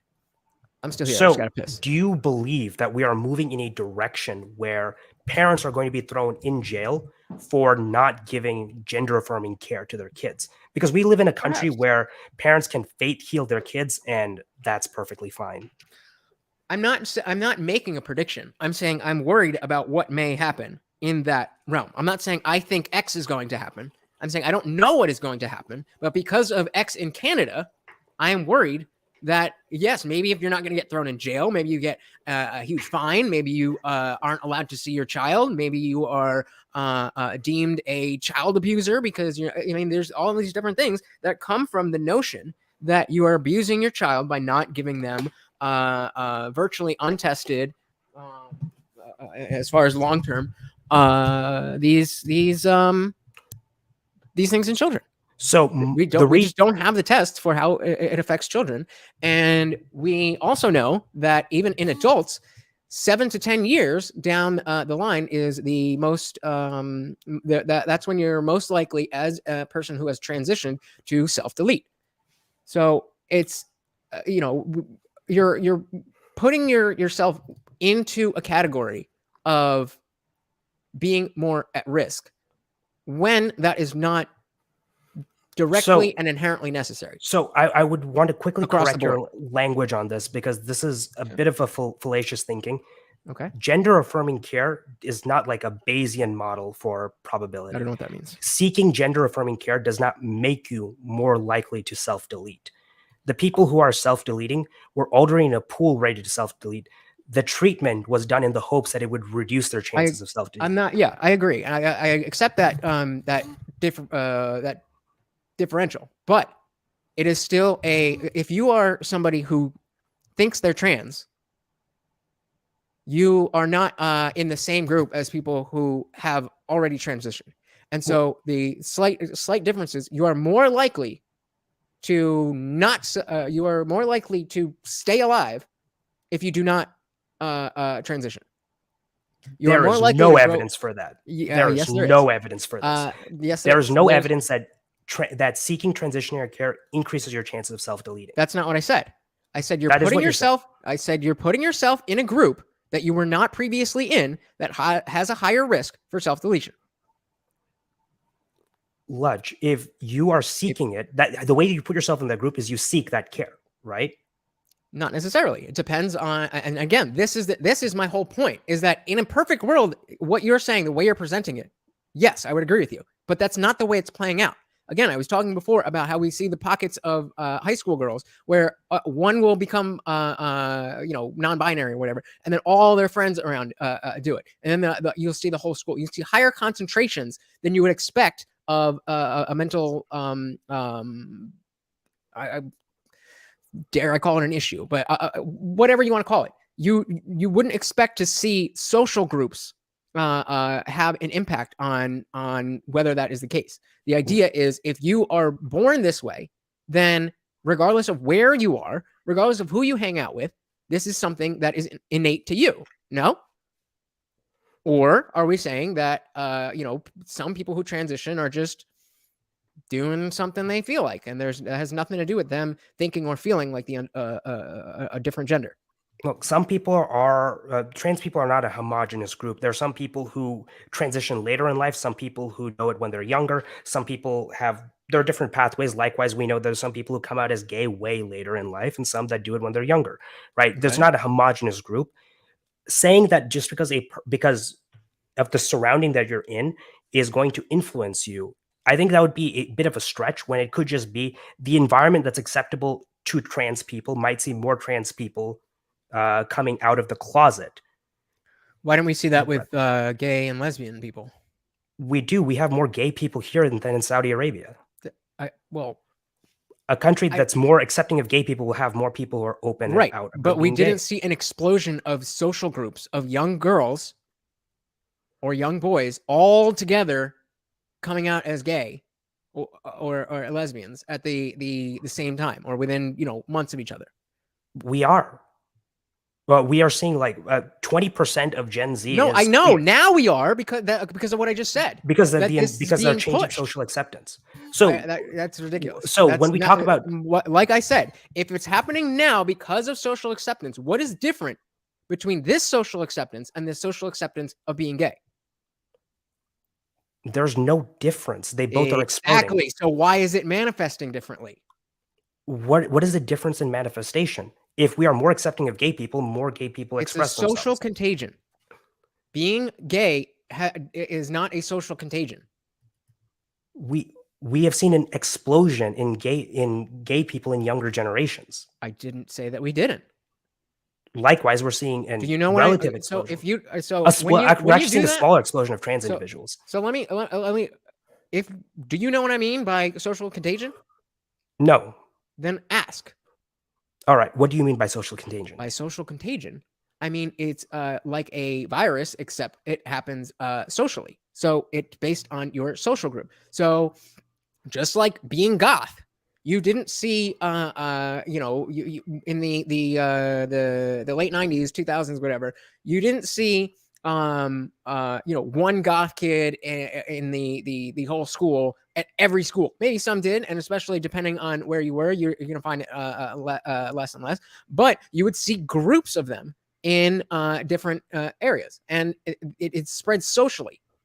And so that would mean that it is not a mental health issue.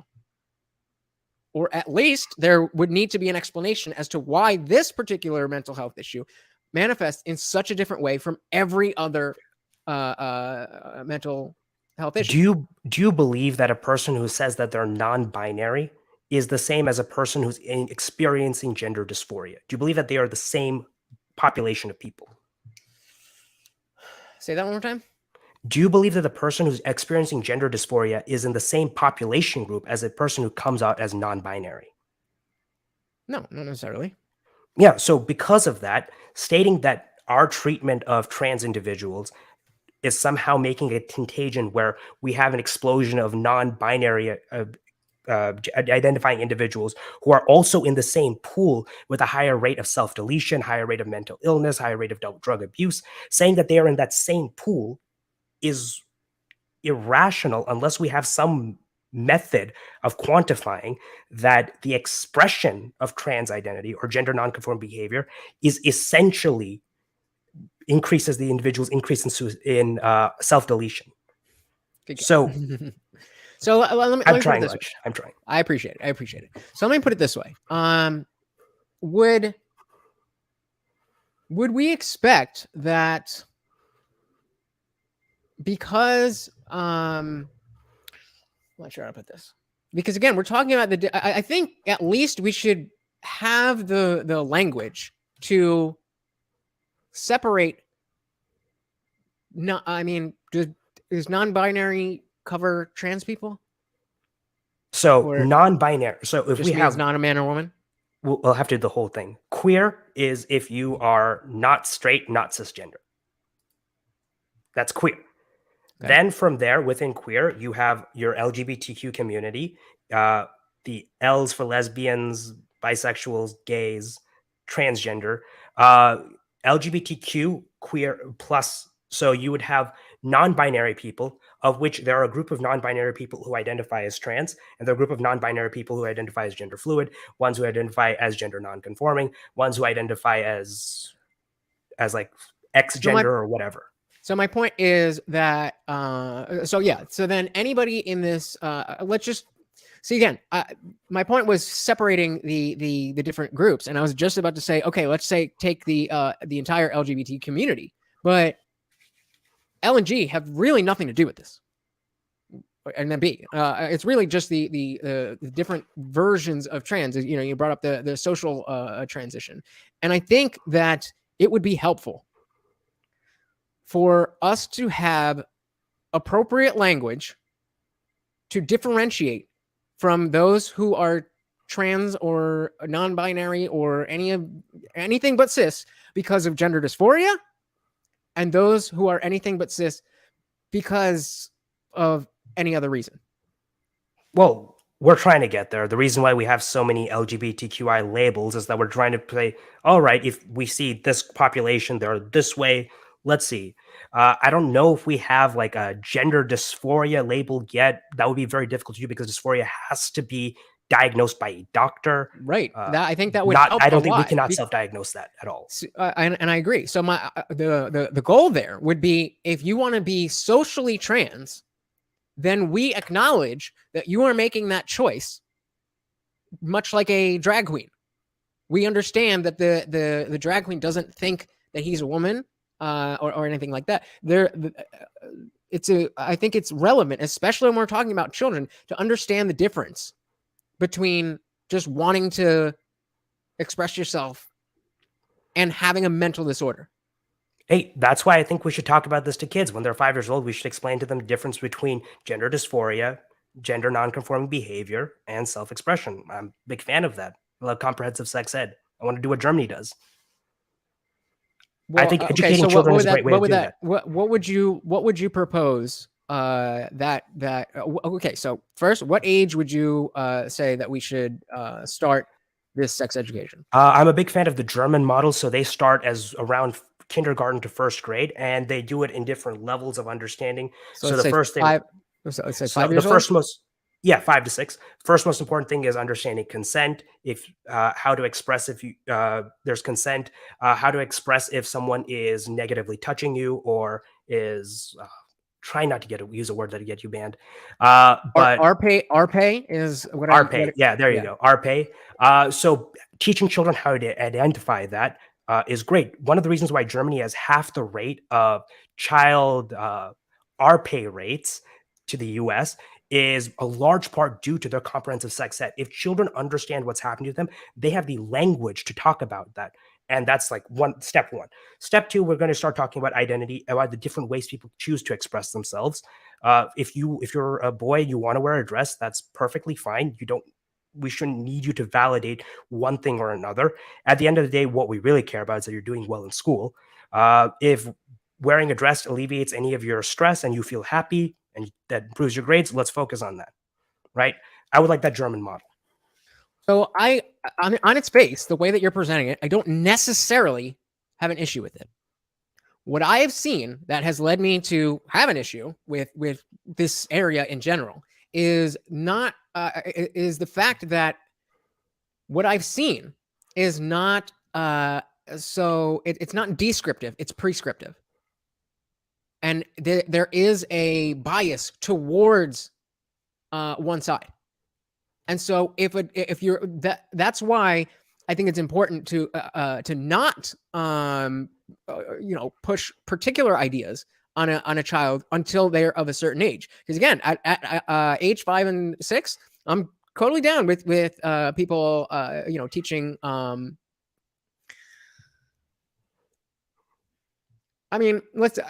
biggest thing is how to say no and how to identify something the three things specifically that you mentioned: consent, negative touch, and RPE. I think those things, and when it comes to RPE, all they need to know is these are your private parts. Nobody's supposed to touch them. That's all that a 5-year-old needs to know to be able to tell you, hey, this is what happened. Mm-hmm. So if that were the case, and I don't know what they're doing in Germany, maybe they're doing it very differently than America's trying to do it. But I haven't seen that. I have seen a very, very politically charged version of this, where being in the LGBT community is, dare I say, better in the eyes of the children. And the teachers, for that matter. I think we would have to draw a distinction versus, okay, if they're a minority group and we want to celebrate their differences, do you believe that's encouraging them to be that they're better, or are we just celebrating their uniqueness and their differences? I think we can celebrate their uniqueness without having to put them in a category. So just because your 3-year-old son likes to wear dresses and play with dolls doesn't mean that you have to teach them about sexuality, and you could just let them play with dolls, wearing the dress. That's fine. Yeah. And then when they're 7 and they're being picked on by other kids for wearing dresses or for playing dolls. Okay, well then we determine, okay, are you wearing this dress because you thought it would be cool and now it's not cool so you don't want it anymore? Or are you all along this child should be in with a trusted, objective therapist who's not there specifically to tell the kid what they want to hear, which is what gender affirming therapy is. I think we need to draw another distinction here. If affirming someone and saying you are valid for wearing a dress, you're valid for expressing that's generally what a child wants to hear. If that alleviates their discomfort and prevents them from ever going onto the path where they would need to hormonally or medically or surgically transition, is that not net beneficial if we're affirming that? Yeah, I just said that. Okay, so you're okay with affirmations if they're not harmful? Yeah. Okay. I think that the idea no, I mean you have to be 18 to get a tattoo. I mean 16 with a parent parents 18 in Texas. Signature. They're strict about that in Texas. And that makes sense. I didn't get my first tattoo till I was 23, and I mean my first one was awesome, but I've gotten some shitty tattoos since then. But I'm old enough, mature enough to realize that was a decision that I made, and to change how I feel about that based on, okay, I don't love the way this looks, but it means something to me because it represents a time in my life. The point is that the child at 3, 4, 5, 6, 7, 8, I would say the bare minimum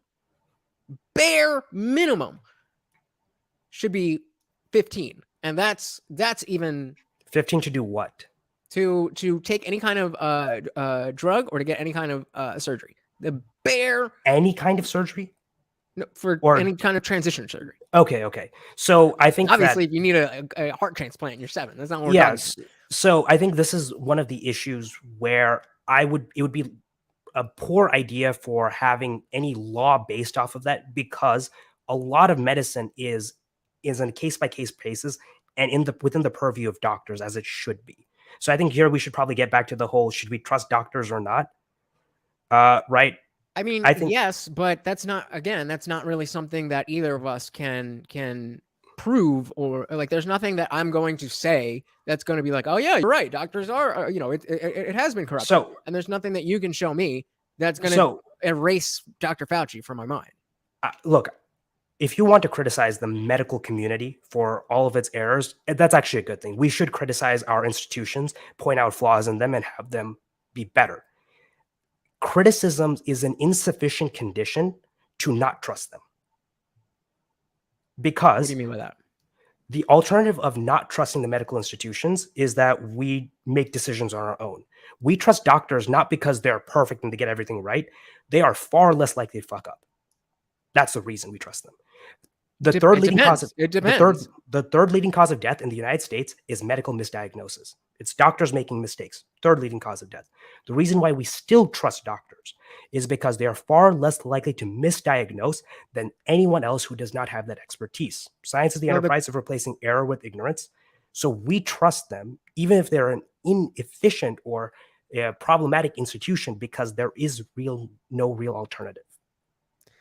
I disagree with that. That's a false dichotomy, because we have the and I know you're going to cringe at this, but we have the internet. Every study that you can, we just pulled up a study, right? Mm-hmm. And there's accepted doctors, there's accepted studies, there's accepted positions that are backed up by science, and there's positions and claims that are backed up by that same science that are not respected in the general public. Do you agree or disagree? I think that the further we go into the realm of understanding for anything, the harder it is to make that distinction if you're a layperson, right? So, for example, look at the study that that wasn't my question, though. No, I think that there's even if you are an individual who can read the science and data, the more complex the question, the less your ability to rationalize it can be trusted. Fair. So, for example, in this study, what we could show is that a myriad of medical hormonal treatments are medically safe. We have no way of deciding which one is better, which is the best use case, what are the specific issues with all of that. That's not something that we as individuals, without any of that prior medical expertise, can understand. We can understand that as an aggregate they're safe, but the inner details we cannot. Trusting individuals. Why not? How did the doctors learn? They went through medical school. And they went through residency. What did they do in medical school? They studied. Studied what? Medicine. But specifically, what did they study? What do you mean by that? Like, what are you trying textbooks, studies and statistics? Of course, they also did autopsies on corpses. They dissected corpses. And that's why obviously we trust doctors more than your neighbor. But when it comes to new science and things that are evolving in real time, I mean, all of science really is, but obviously, how to fix a broken leg is not really a huge debate. With the decentralization of this information, without needing the physical, I don't need to be able to perform a transition surgery to have an opinion on the cultural affects of it. Cultural effects. I don't know why I said it like that. Do you agree? I'm still a little unsure what you mean by the cultural affects. All the social contagion stuff. The same again. Bring it back to the plastic surgery. Remember, that's my core thing. So you don't need to be able to perform a rhinoplasty to say that, oh, we shouldn't be pushing nose jobs on every little girl, right? So, wait, yes. What I can say as an outside person is not. I can look at aggregate data that says, should we encourage this behavior or not? We can look at cost and we can tally benefits. That's what we can do as a layperson. I would agree with that. We can tally costs and benefits. The issue is more. Jimmy the Drunk here. Welcome to the party, Jimmy the Drunk. Cheers. I have no way of knowing that's true. plastic surgery has worsened more people's looks than it has improved. Because Yeah, the best plastic surgery is stuff that you don't notice. Exactly. So Exactly. I don't know if that's true. And that was my entire point, even though I was being tongue in cheek when I originally said, oh, how do you know that she doesn't want this? And she never saw that they could do it that well.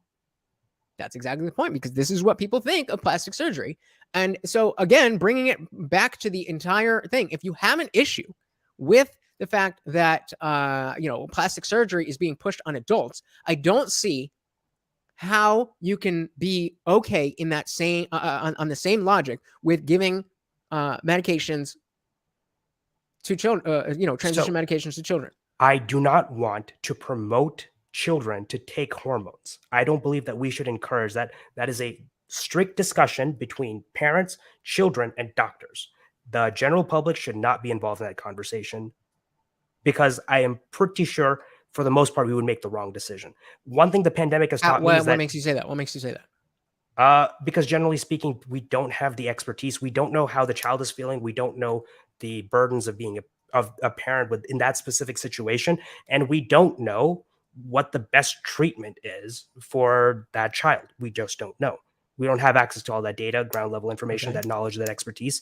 Right. We should not be anywhere involved in that decision. We should know our place, know our lane. I mean, again, I don't disagree with that. The point is, I think that there's a lot of people going outside of their lane, and they see their son play with one doll. They're like, oh, he's trans. Let's go. Woo, we're going to get social media points. Oh, I cannot wait to TikTok all of this. We're going to get so many followers.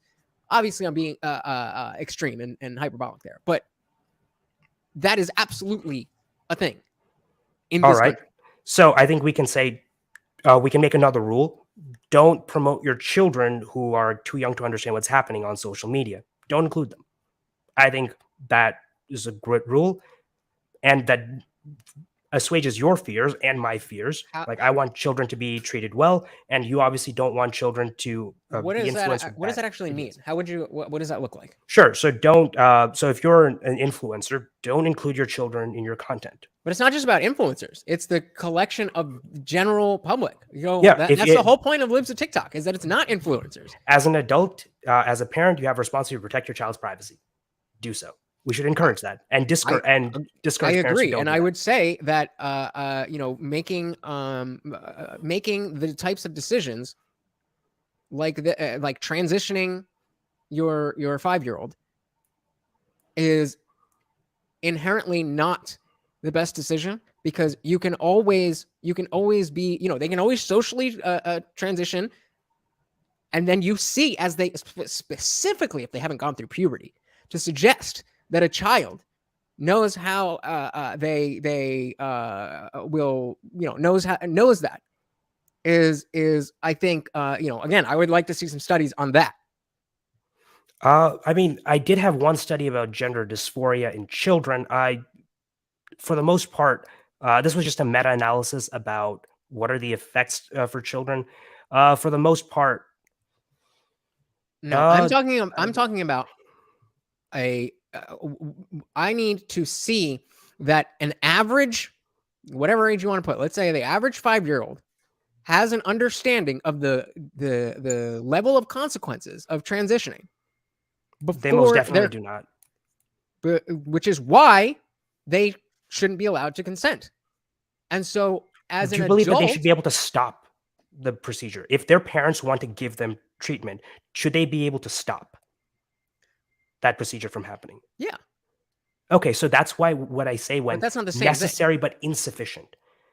A child has to agree to it, but if they don't, immediately it stops. Fair, but you're not taking into account, again, you're not taking into account the social cultural aspect of a woke liberal couple and just seeing their child just do whatever, and something gender atypical or what, I'm sure there's some fancy word for it. Look, at the end of the day, if they're not forcing hormones on the child and they're not forcing elective surgeries, it doesn't really matter, right? But agree? Yes, but the question is, what do we mean by forcing?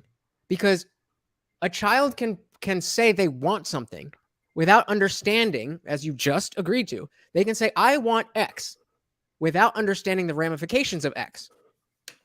And Great. so as the parents, if you understand the ramifications of X, but you also understand that the child does not understand, then how are you helping them by pushing them into something that they say they want that they don't understand? That's the same argument that you could use for parents who make their kids play football. Children can't understand the Okay, ramifications but you of can brain stop damage. playing and the football. parents. Likewise, you can stop Nope. transitioning. Nope. We've seen irreversible effects from So we've seen irreversible sclerosis. effects from concussions too. We can stop further concussions, we can stop further brain damage, and we can stop further deterioration due to hormonal issues. It's the same thing. If you think getting a concussion is the same thing as transitioning your gender, then I don't really know where to go with that. That's just a fundamental disagreement. Let's see what Jimmy the Drunk says. He says, it seems maybe initially looks are more likely to improve, but over time it almost never holds up. I'm very confused. Is that plastic surgery? Okay. Plastic surgery. So no, the reason why I make that is if we take it step by step, we have something that the child does not understand that they say they can want, whether that be transitioning with hormones or playing football, right? Same thing. Right. The parent can encourage that. And if you're a bad parent, you would encourage both or one or the other. Bad parents would encourage either. So I think you would agree. They both can do irreversible damage. Okay. So are you saying, you saying that under my logic that a parent who transitions their child is just as bad in my mind as a parent who, or should be in my mind, equal to a parent who lets their child play football? I would say for the most part, yeah. I think you would agree. No. What? No. Okay. What is the difference here? You both have children who are victims of their parents' designs, their parents' orchestrations, doing something that could permanently damage them. I don't see what the difference is. Because the chances of being permanently damaged from playing pee-wee football is simply not comparable to the numbers of having any type of health issue transitioning as a child. I feel like the most common issue for individuals who go on puberty blockers, for example, is decrease in bone mass, which is pretty bad, but that's the most common issue. We know for children who physiologically, yes. Yeah. So what about all the again, I'm just going off the anecdotal evidence that I've seen, but the detransitioners who talk about all the as you said before, that surgery is not safe. That was the first thing that you said when we were talking about plastic surgery. And surgery is not 100% safe. So yeah, any kind of surgery there. So the idea of transition surgery and people who have the guy in the What Is a Woman documentary had transitioned, had his penis inverted, and has 6 inches inside of this vagina is hair that grows, and it is constantly getting infected. And I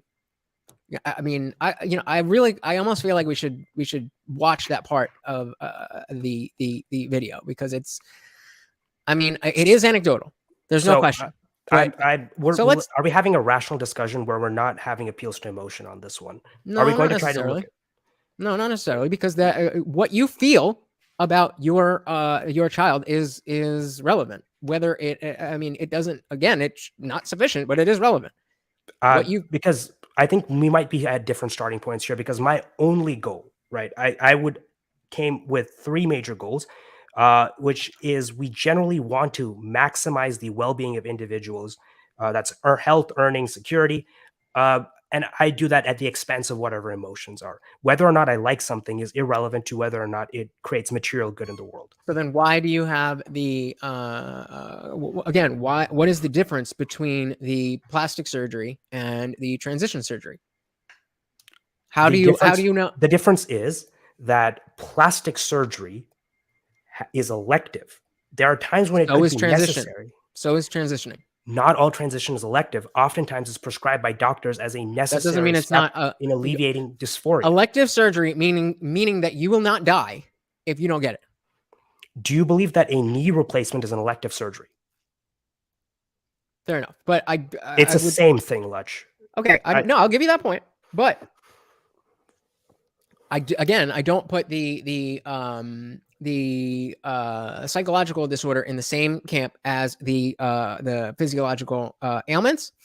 And I think that it is a false dichotomy to say that you either transition your child or they're going to self-delete. I think that's a false. I have dichotomy. never said that. I'm not saying that you are saying that. My point is that is the notion that's being spread. That is what people are thinking. That is what people are getting attacked for on Twitter. This is what people, I mean, I know that you never take your head out of a book, but the reason people care about this is not because of the raw numbers. It's because of how people feel and what they do when they feel a certain way. Beliefs and feelings lead to actions. So I do care about feelings. So in that case, why not just restrict people's abilities to do harm when they're emotional? What do you mean? So, for example, like waiting periods to buy a gun, you restrict their ability to do harm when they're emotional. Having parents and children go through multiple levels of evaluation before transitioning that are thorough to make sure that they're not doing this for any emotional reason. Thorough according to the doctors, whose job it is to maximize the well-being of their patients. And again, this is so now we're just going around in circles again. And you trust the institutions that are bringing this new science, and because here's the thing, people right? Don't. See, I like gatekeeping because I don't want parents who think, oh, I think my child should transition, unilaterally decide that their children should transition. I want doctors to make that call. I don't want parents. Okay, but the doctors, there's so many doctors who are ideologically in line with the idea that, oh, if the child said it, we should do it. Well, again, watch the documentary, bro. It's not some like it's informative. There might be a handful of doctors who make terrible decisions. There exist bad doctors. Is the medical establishment biased in such a way that issue happens regularly? Yes. What is the evidence for that? Jimmy the Drunk says, Jesus, did you participate in debate team in high school? I went to one meeting, and then I wanted to do, like, I don't know. I wanted to sit around and watch TV, so I never went. I was in one of the best. I was the worst debater on one of the best debates teams in the state of Texas. That's what I'll tell you. I don't know what that says about that debate team, but it was astounding, and I would have been mediocre anywhere else. I was the worst there. Fair enough. But I think, again, this, maximizing well-being is, utilitarian, and I'm not saying good or bad, just that's a utilitarian thing, right? It's something I can quantify. Right. So as usual, what you're not taking into account is what you've said is how people feel. And why I think that is a folly on your part is because beliefs and feelings lead to actions, and we are sowing division further and further and further and further. And that is leading to violence in many different areas. And I believe that this is going to, be the same. So hey, we got CMT in the building. Hello, CMT. Welcome to the party. Just having a little trans debate. Lex, would you agree with the statement that we should encourage individuals to be more rational and less emotional in their decision making? Yes. Perfect. I would agree with that same position. Likewise, does that mean that people will be more rational in their decision making? Or is that just what I want? Unfortunately, not always. Right. So now we have two options, right? So wait. Okay, good. So if we believe that people are emotional and make irrational decisions, and we know this, like studying economics, people are irrational. If that's the case, we have two options. We can either try to make people more rational, or if we want to maximize well-being, we limit the harm that people can do when they're irrational. We have those two options. Do we have those two options? Is there, what is the alternative? I would love to know. I'm thinking about it now, but you just claimed that there was only two, and I'm just two options that I can think of. Okay. Not that there are only two options. Because again, you gave not you specifically, but we were, as I brought up before, in this discussion a lot comes the false dichotomy that you either transition your child or they're going to self-delete. And I think that's a fallacious argument. Which I have never said. Right. You're arguing with me, not the random Twitter lefties. I accept that. But again, the point is that you have your position. I have my position. We're here for the people. I want to learn I hope you do too. But the we could learn from each other just in the DMs. That's the point. Is that there's other people watching this and other people who will watch this, and we both want people to just understand each other better. Yeah, for the most part, I want people to have the best understanding of any position they engage with. So I will grant you that on my side, lefties, some of whom I liked, have said really stupid things about trans individuals and irrationally, irresponsibly have promoted like seeking over-the-counter hormone therapy. Well, that's a very stupid thing to do. I will agree, my side is fucked up tremendously on that. So, which is why I encourage a rational discussion looking through data, scientific studies, medical information, and ultimately leaving the decision to individuals who have proven themselves to be most technically capable to handle them, hence the doctors. But again, if the doctors are the ones being irresponsible in the way that they are diagnosing, then doctors will be irresponsible. Right. Inevitable. So that is precisely my point, and that is precisely why I don't want this being normalized to such a degree. So the specifically reason, for children, the reason why we should still trust the doctors is because they are held medically liable. If they make poor decision making, they can be sued. Malpractice insurance is expensive for doctors for that reason. So doctors, we give the liability of handling the issue if something goes awry, and two, they have the medical expertise. There is really no alternative that I can think of. Maybe you have some great idea for fixing our medical system. Those are no alternatives to how we can have this operate. We should essentially leave this in the hands of doctors, and then we should ensure that doctors police themselves, which is why we have institutions like the AMA, APA. We have doctors institute themselves, and we have lawmakers who are deciding pricing for individual and I think that is one big appeal to unqualified authority. What is the alternative? I'm not having conversations like this, so that at least like so far what I'm bringing out of this is not necessarily that we don't want to foster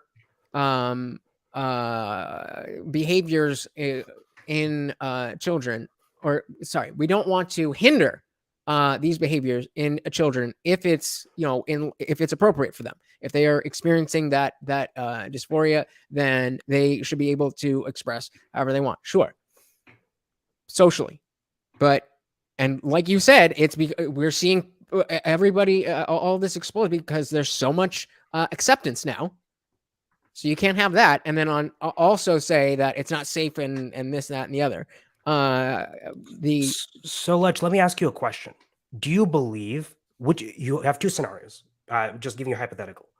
You have parents who want their kids to transition. They have their daughter, they believe she's expressed that maybe she's a boy. They think, okay, I think we should transition her to a boy.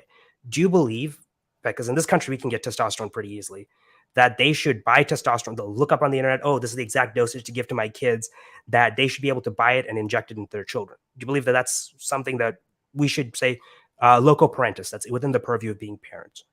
Or do you think that would you prefer if they took them to a doctor and the doctor made that decision?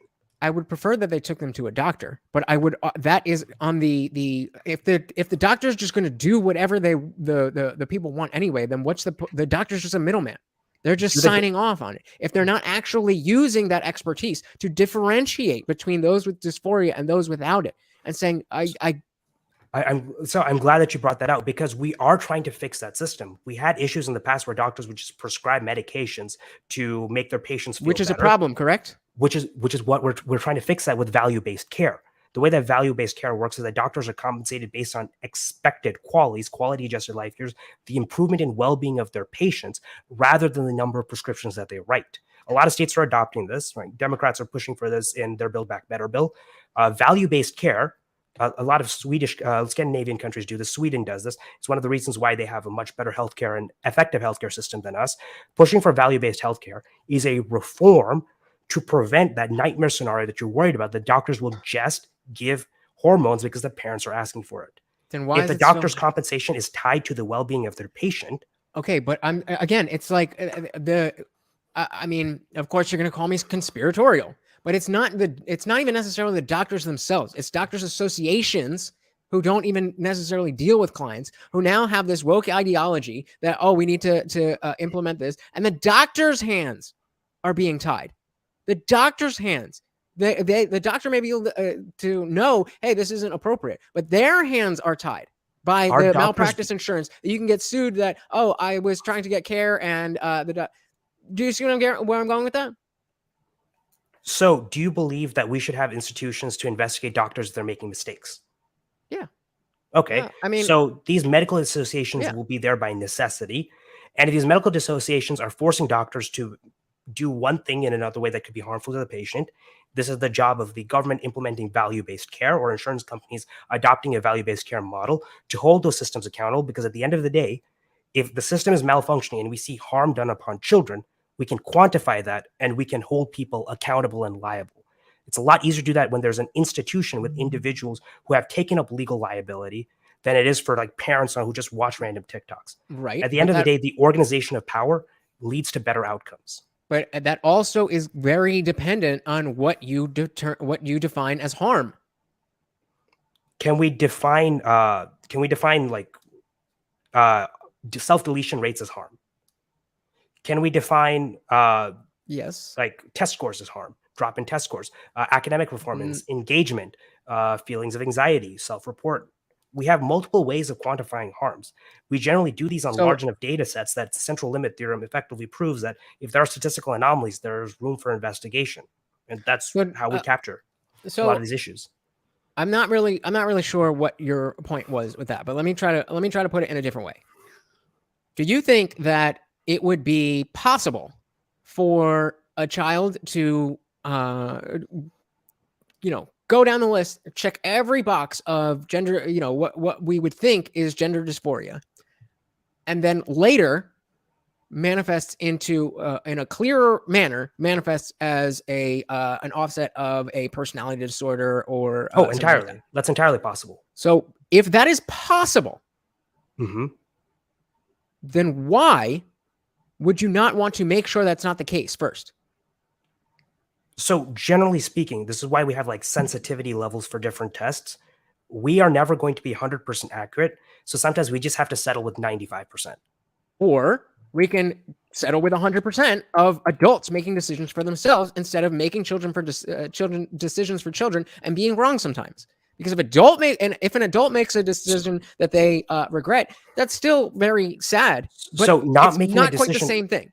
not making a decision is also a decision. What? If you choose not to intervene with any type of treatment, that is also a decision. In any point, it's not an intervention, though. It's not an intervention. The decision to intervene or decision to not intervene is the decision. And then within intervention, so I don't have a problem with making decisions. I have a problem with interventions in your natural, the way that you're naturally growing. I don't care that's a semantic thing. I don't care about I care about if there's. Here's the issue, right? Do you believe that it's possible that for an individual who was showing gender nonconforming behavior, their feelings of dysphoria could increase when they have issues like periods, menstrual cramps, and all like the shittiness of going through a menstrual cycle? And so now we're talking about at least a 12 or 13-year-old. No, children can start periods as young as 8. Girls can start periods as young as 8. And that's common. On the distribution, there are some who start at 8. Okay, so let's give an average age. Okay, wait, Lutch, are we dealing with averages or are we dealing with worst case scenarios? Because you gave me like a scenario where you check our boxes. Continue then. So let's take worst case scenario. They're getting their period, and what happens? Yeah, so they're dealing with worse? Yeah, that makes their feelings of gender dysphoria worse. In a world where we would have given them puberty blockers in transition, and they never went through puberty as a woman, and they never had to deal with all of the issues with like cramps, menstrual cycles, the hormonal imbalances, their lifestyle could be much better because they never had to deal with that physical discomfort. Or it could be much worse. And if we live in a world that is socially accepted of social transitioning, then as a child, you can present any way you want. And then as the period comes, and that's further evidence that this is true dysphoria, as you were saying, different levels, then now we're talking about, the more realistic things, to more tangible things. Why I What don't is your understand. point? I don't understand why there's such a rush. Why is there such a rush? There is no rush. The There first thing is the a rush when you are giving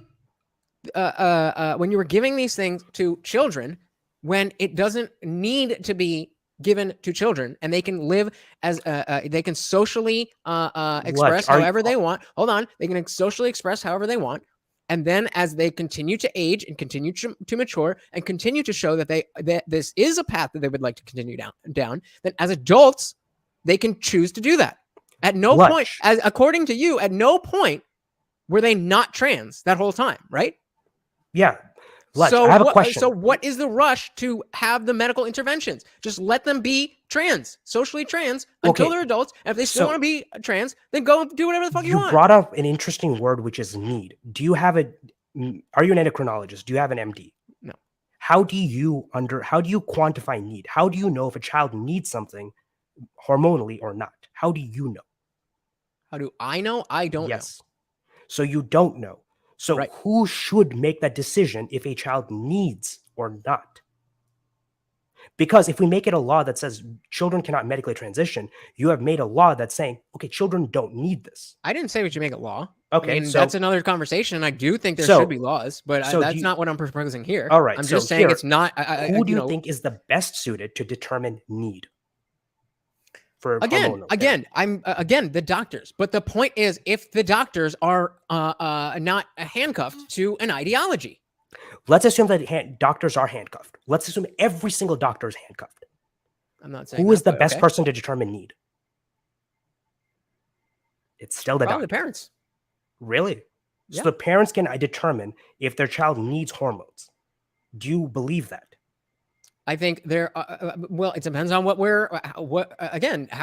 how are you defining need then? Is it just a number on a score? Need would be your expectation that child would be better off. Okay, but you argued earlier. You argued earlier that a knee surgery was not elective and that it was needed. It was needed on the basis that it improves well-being. Okay, so that I'm saying you want to pin down what is needed and not needed in this case, but with your example, it's so the great thing is all the doctor knows is that need is if it improves well-being. The doctor has the capacity to decide, does this improve well-being or not? All I need from the doctor is to tell me that this procedure is the best course of action. The doctor's job is to determine what the best course of action is. I think I see what's going on here. Vastly different power. Have you been to therapy? Yes. So you know that, or I mean, I don't want to assume your experience, but what just regular, good old talk therapy. What it should look like is mostly you talking and using the therapist as a sounding board. We're saying if just the average person who has not been diagnosed and is just going for average talk therapy because want to, we're not adding the most basic level. That is going to be you mostly talking. And what's it? The question that is the stereotypical therapist question, right? When somebody wants to make fun of therapy and therapy doesn't work, they just ask you, how are you feeling? Exactly. How does that make you feel? So the idea that those feelings don't are irrelevant is, first of all, not what you were saying before. No. Relevant in the decisions we make. How we feel is something we control internally to ourselves. That is not how we project massive decisions with consequences. What do you mean? I feel like we're saying the same thing. No, if you are upset because of some trauma in your childhood, that is relevant to you, but that also means you shouldn't let that affect your current decisions in your everyday life. The actions that you take should not be affected by your emotions, which is why you go to therapy, to help handle those feelings. Okay. So the purpose of therapy is spell it out for me. The purpose of therapy is to make individuals more rational and better to handle their emotions. Mm-hmm. So the feelings only matter because they are a roadblock to being rational. So if they are a problem that needs to be fixed. I would disagree with that because it's not like you're going. That would be the case if you were talking about germs, where the presence of feelings. It's not the presence of feelings; it's which feelings and how they are experienced. So you're Well, the not issue getting rid of is the feelings. feelings You're affecting your changing, life. right? That's not the same thing as like the germ theory, where you want to like, yes, you want to fix their emotions, but that's not the same thing as fixing physiological illness, in the sense that there is a misfiring in the way that the body is working. Everything psychological is simultaneously physiological To an extent, but we've already covered this. We've already went down this road and established that diagnosing depression is not the same thing as diagnosing cancer or a. It is a different process. Yes, it is a different process. We've been over that, so that's why I don't understand why you're retreading that ground. So let's go back to this example, right? Of the parents. Let's assume that the doctors are going to are like very, very woke. They're super woke. They got purple hair, all of that. All right, I'll try to imagine that. Oh wait, I saw it in What Is a Woman? Okay, go ahead. Sure. So is there sufficient evidence to say that the doctors will not make the best not the best decision? Is there evidence to suggest that doctors will not make the best decision? Yes. What is that evidence? The decisions that have been made that have led to people regretting transitioning. So again, very, very clear, right? We're not saying the doctors don't make bad decisions. What is the evidence that they are not the best at making decisions? That there is a better entity than those doctors at making decisions. What is that entity? The simple, the basic testimony from people who have, listened to their doctors and have regretted it. That's okay. Look, we live in a country where the third leading cause of death is medical misdiagnosis. We know that doctors fuck up a lot, not just in trans healthcare, but in every facet of healthcare. We know that, right? So square that circle with, okay, doctors fuck up. Doctors are not perfect. So, but we should trust them with our inner feelings better than we should trust our own inner feelings. That's what I'm hearing from you. Because what is the alternative? Who does a better job than the doctors? Who can we rely and hold liable to make better decisions? No one. And doctors? If you're holding me to it, then no one. And the answer then is to do nothing and to make sure to doing manage nothing is a decision. I didn't say it wasn't. So if you're making a decision now to not go to the doctor, you have effectively said, I'm the one making decisions, right? Yes. So that means you're doing so because you believe you would make a better decision than the doctors. Okay. So in doing so, that would be an irrational way of approaching that, because we know that as bad as doctors are, they are still way less bad. They're the least bad option for making these types of decisions. Okay, but when it comes to your own person, the idea that you're willing to say doctors fuck up all the time, but with you, they know you better than you. No, they will make the best medical decision. Hold on. There's a very different statement.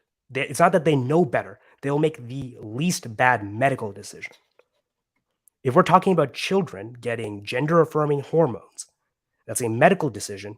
A pediatric endocrinologist might be the best group of people, or might be one of the best people on the planet to make that decision. And that doesn't mean that they're going to be perfect. In fact, they will probably mess up a lot, but we would expect them to mess up less than anyone else making that decision. Unless they've been corrupted by ideology, So, correct? Even if can we acknowledge that if they're legs to that? So if they're corrupted by ideology, they could become worse, yes, but they would have to be worse than some alternative to no longer be trusted. That is the issue. You make the best decision, even the best decision is less bad. I voted for Biden. I wanted Bernie Sanders. I voted for Biden because he's a bad decision, but he's less bad than Trump. We make those types of decisions all the time. We vote for what we think is the less bad decision. I would say that is not a good way to go about being, voting in general. And you would have that's a fine disagreement to have, But the reason why we try to make the least bad decision is if a bad decision is going to be made, we would rationally want the least bad possible. This is the whole maximizing well-being. It's a decision between being stabbed to death versus being shot to death, right? One might be quicker, one might be faster. We would pick the least bad option because we're going to die anyway. Again, I think that's just a false dichotomy in the sense that there are other options. And What is the other option? just going through the therapy and having whatever social transitioning you do, and again, just leaving the medical interventions until you are old enough to understand the ramifications. What is the issue with waiting? Why is it so important that they don't wait? The issue with waiting is it depends on who's making the decision to wait. If it's a doctor making the decision to wait, perfect. Why? If it's a parent, Why? because Why they does would that have matter? the medical expertise to make the best or least bad decision. So Whereas if the least bad decision is to transition, how does that change from transitioning today to transitioning when you're an adult? Sure. You could have fewer complications with your periods or puberty. That's one. To the growth of like secondary sexual characteristics like breasts, facial hair, like that could be pretty annoying for individuals. So there are multiple reasons. Hold on. Jimmy the Drunk coming in clutch. Just sent the Cash App. I appreciate that very, very much. I hope that means you're enjoying the conversation. Shout out to Jimmy the Drunk. Cheers to you, buddy. I already finished my coconut water, but thank you. All right. Thank you, Jimmy. I really appreciate that. Really, really appreciate that. I'm sorry. You were saying. Yeah. So where was I? Talking about so least bad decisions. We would generally, whether to wait or not, a pediatric endocrinologist might make the best decision on whether to wait or not. If the parent is deciding to wait or not, they are making a medical decision. In which case, I don't think that parents should be deciding what treatment, when treatment is supposed to happen, whatnot. I don't think that parents should be like trusted to make the right decision there. I think that their consent is necessary but insufficient, but we cannot trust them because they do not have the expertise. So again, thank you, Jimmy the Drunk, for sure. Good debate. Good guest for good guest. I assume you mean, and I appreciate that. I again disagree that the parents are as helpless as you're painting them to be. They're even more helpless than I'm painting out to be. I'm giving them every benefit of the doubt. How so?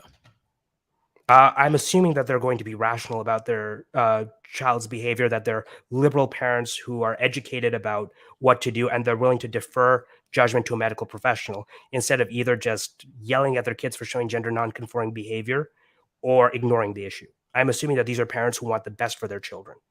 Right. I'm okay. steel manning these parents. Yes. And even then, I'm saying they cannot be trusted to make make decisions on what is medically efficacious. They cannot be trusted to make that decision. So why wasn't there again, because the whole thing stems from the my connection to this and the plastic surgery, and we agree with the issue on plastic surgery, and I think it's the same exact thing, particularly with the children. But you they are not perfectly example, because if it's not clinical it was perfect, but so if you say, oh, I want to do surgery on my children, and a doctor didn't recommend it, a doctor didn't view it as vital, then yeah, it's the same exact thing. The moment a doctor says that this is necessary, it is in a completely different ballpark. It's a necessary medical procedure, no longer elective. So the point is, if the doctor's saying it's medically necessary because of political ideology, then even if why are they? How is that possibly the case? If you're not treating me, you're just espousing your ideology. How can you possibly have more care for what happens to me? And specifically when we're talking about psychological issues and because of liability. Because when doctors give medical advice, but the liability is on their side. The liability they have to worry about is actually telling the truth and saying, actually, I think maybe this is just a phase that you're going through. And the liability, I don't know what. Because doctors, this is not a common procedure. Even if you look at the study, the youngest we saw people going to hormone replacement therapy was 15, right? It is such an uncommon behavior. It's such an uncommon thing for children. Now, it is. I mean, if you give me evidence of it changing, I will concede this debate to you. You just said how we've had an explosion of transgender and non-binary people. Yeah, but that's a change. What do you mean? We've seen an explosion, people identifying, not people who are getting surgeries, getting hormonal therapy. Those are two different things, Lutch. You're saying the number of people who get hormone replacement therapy has not gone up. The age has not gotten younger. I didn't say that. I never said the age got younger. I said more people are doing it. More people are doing it, but if they're at the same age, then it's not really an issue. Doctors are very responsible. They're not perfect. They are not perfect, but they are far more responsible when deciding what medical. I mean, okay. I think, and it's not even because they're more educated. We just gotta agree to disagree on that, because okay. Do you agree that a doctor is afraid of being sued? Yes. Let's go to this. Let's go to this because I know you're let's just hear this out, and I just want you to react to it. All right, go ahead. That is not at all the case. I've had 7 surgeries. I've had 1 stress heart attack. I've had a helicopter life ride with pulmonary embolism. I've had 17 rounds of antibiotics. I had 6 inches. Now, before anything, I completely understand that this is anecdotal. I'm not trying to say this is representative of anybody except Scott. I just want to see how Anirudh feels about this in the context of the conversation we've been having. Of hair on the inside of my urethra for 17 months. Nobody would help me, including the doctor that did this to me because I lost my insurance. I get infections every 3 to 4 months. I'm probably not going to live very long. Was there any real discussion of the risks and side? This fucking broke my heart. Was there any discussion of the risks or side effects? And look at the pain in this man's eyes. Effects and no.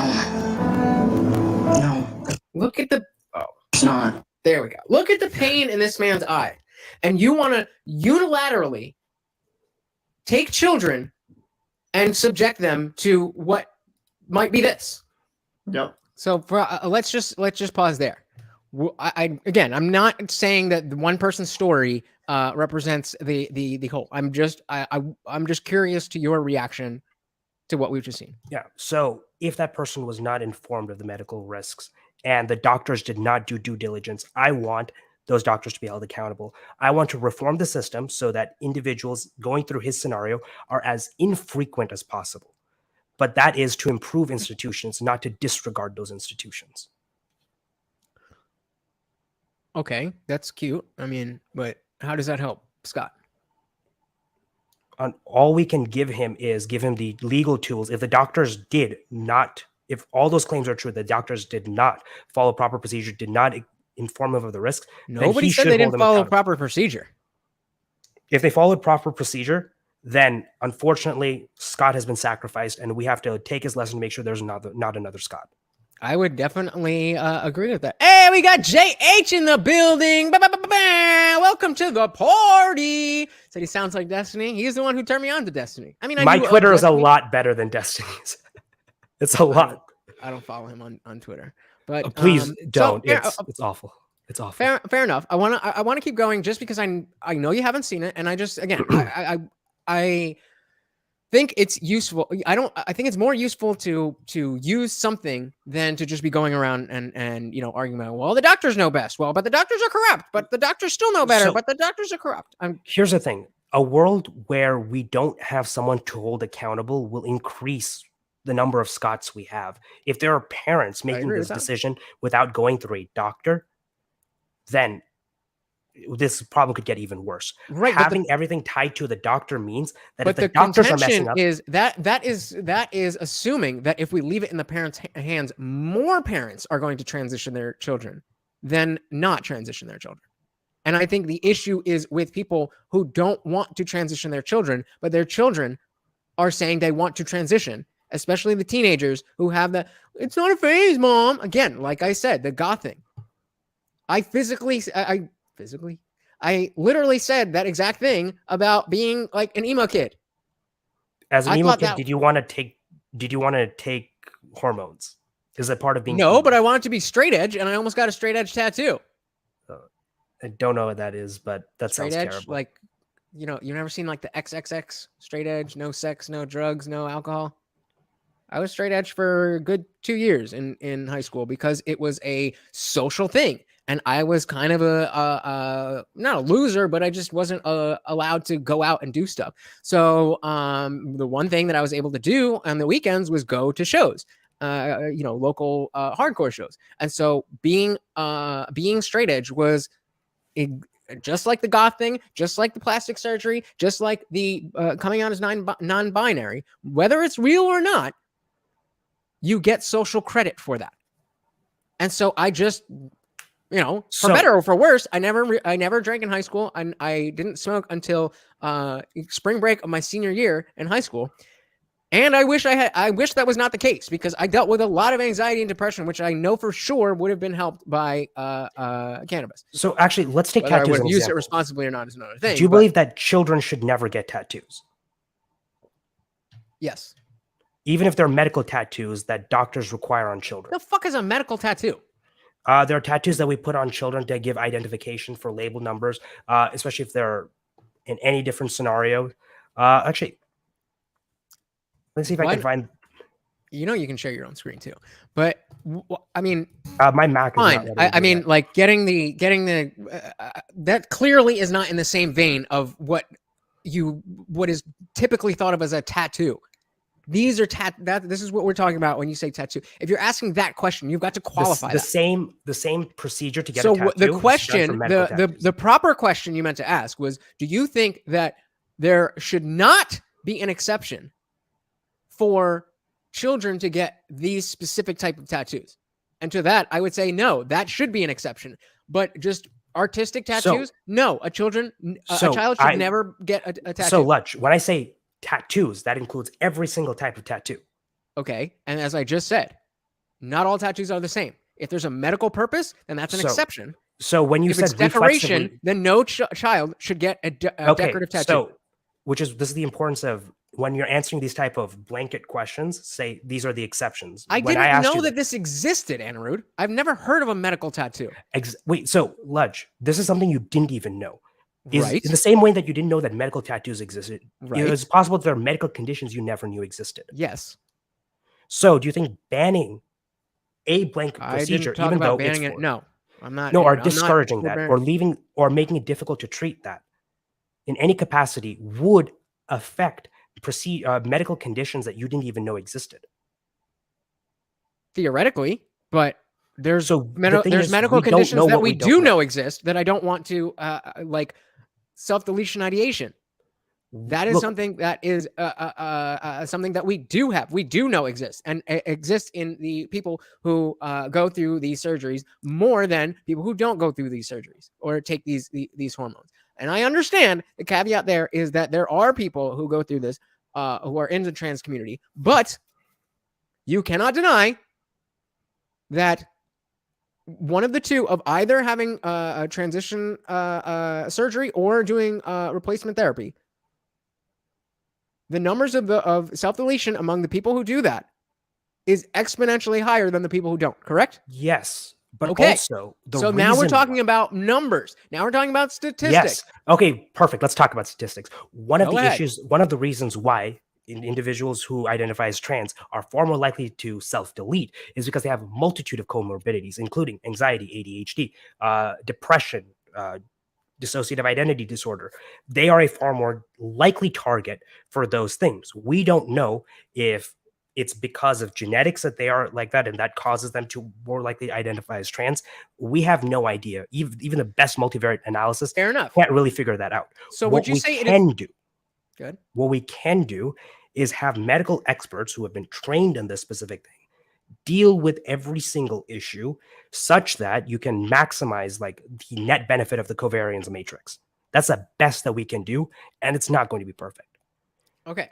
So I agree. It's not going to be perfect. And ideally, in an ideal world, I would agree with you, but we don't live in an ideal world. And as we've gone over many times, I don't trust the institution, the medical institution to that degree. And call me conspiracy theorist, but it is what it is. Hold on. So would you say it is more or less invasive to, let's take a 10-year-old.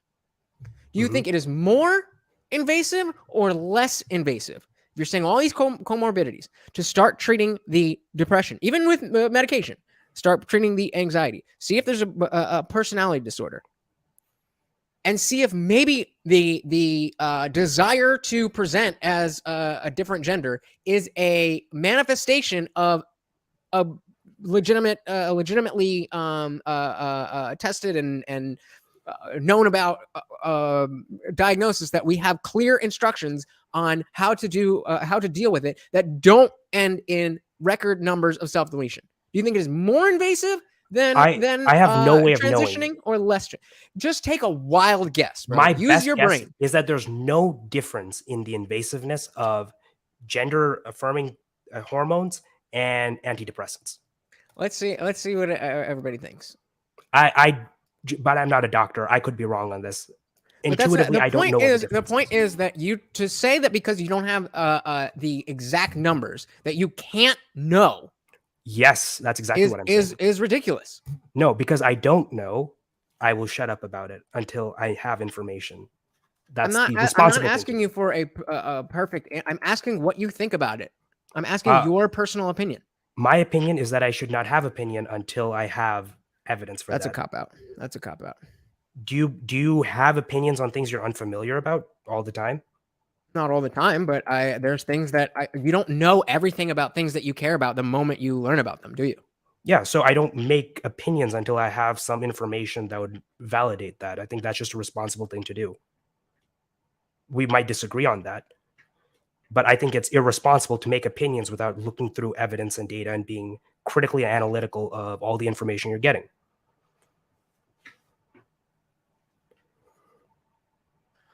Let's see. Are you making a poll or looking for an article? No, we're making a poll. So in the meanwhile, JH says, we have a societal push that's forcing the medical profession faster than science. Zachary. Zachary. The science has shown that hormone replacement therapy works. That's what we have from the science, that it's effective in stopping secondary characteristics. If a person's gender dysphoria is tied to their ability to secondary characteristics, their perception of their secondary sexual characteristics, then we know that that is effective. We know that for certain individuals, the hormone replacement therapy had no effect. And we know that there are different types. So all the science says is that there are certain people who are benefited with this, certain people that are not. And it's up to the physician to decide which category a person falls into. I don't know if the medical profession is moving faster than science. If anything, there's always a delay. Absolutely, that's exactly what I've been talking about. The medical community is trying to catch up with this woke ideology before the science is there. Wait, Lutch, the science always moves faster than institutions. That has always been the case. Until now. That is the issue, my friend. That is precisely the issue. We agree that the science should move faster than the institutions, but now the institutions are moving faster than the science. That is an issue. Once again, right? Are doctors erroneously prescribing hormone therapy? Yes. In my opinion, yes. So let's give us just the science shows that for children there is no statistically significant difference in their well-being from whether going on to hormone therapy or not. Just that's the effect of the medicine itself. That doesn't take into account the psychological or physiological effects from making that decision. But again, we're circling. Well, I mean, at the moment we can't answer. And so, but the point is, There are people who have kids right now. For you, it's a theoretical, for both of us, it's a theoretical exercise. There's real people. Oh, come on, JH, come on. No, so you meant to hit more, whatever. Where's the poll? Nobody, it's on YouTube. It's okay. Don't worry about it. I was just, obviously I expected everybody to vote the way I wanted them to vote. But yes, that's why for you to have, dare I say, a glib perspective on this, and if it's strictly utilitarian, the fuck was that? No, I was just looking up the YouTube stream. Oh! I was like, what the fuck? Am I hearing things? Sometimes I'm on Filthy Casual, and Dr. Evil will have shit playing in the like a microwave will go off or something, and he'll see me go like, and just let me sit there and be like, oh, that was the microwave over here. Like, bro, think I'm making me go crazy over here. But yeah, let's just so for JH says depression has much more research than trans issues. Oh, definitely. Yeah, so it is less invasive based on that notion that we have more research. Whoa. Where are you drawing that conclusion? We If know more about depression, so it's less invasive when we give antidepressants? No. Yeah. If we know better how to address the situation, then the treatments are going to be more accurate. The way we treated depression 100 years ago is not the same way. It's not the same thing as intervention or invasiveness. That's not the same thing. Okay. Those are two separate metrics. Okay. Invasiveness is how it affects the individual. The more it affects them is the more invasive a procedure is. Efficacy is whether that works or not. You can have individual procedures that are very efficacious, but also very invasive, and vice versa. I don't disagree with any of that. So when did I say anything against that? So your statement I'm saying in the face of that being true, it is still less invasive to take an SSRI than to fucking to mutilate your body. Wait. To take sterilizing drugs. Yes. We're talking SSRI versus GAD, hormone replacement therapy. That's not the same thing as bottom surgery. I feel like you're moving the goalpost on what each individual procedure is. Okay, so then stick to the hormones. Yeah, stick to the hormones. It is less invasive and probably more effective for and I personally refuse to go on SSRIs. And that's perfectly I probably should have. But not the jab, right? I'm allowed to make my own mental decisions in face of the doctor. Refuse the jab. Refuse the jab. Wait. You just hung yourself, my friend. Why is it okay for me to decide that I don't want to take SSRIs if a doctor told me I should? You are free to put whatever you want in your body. That doesn't answer my question. Why? So, okay, better question. Why is it okay to decide not to take this medication that the doctor has suggested, but it's not okay to take this medicine a doctor suggested, specifically when the first medication is far more tested than the latter? No, the vaccines have been far more tested than. No, they haven't. The jabs have been far more tested. My apologies. So here's the difference. You have a legal right to refuse anything. If you don't want to take it, don't take it. But my whole thing about the whole jab mandate was, if you don't take it, there are some consequences you incur socially. That's a cop-out. You can't say you can do whatever you want, but there's going to be consequences. That's not doing whatever you want. That is doing whatever you want. That is the exact definition. The government doesn't stop you from doing what you want. It just adds consequences to what you want to do. You want to kill someone, you are free to do it. The government creates consequences on that. We would say, though, that in normal humans would, if you just say, hey, are you able to murder that person?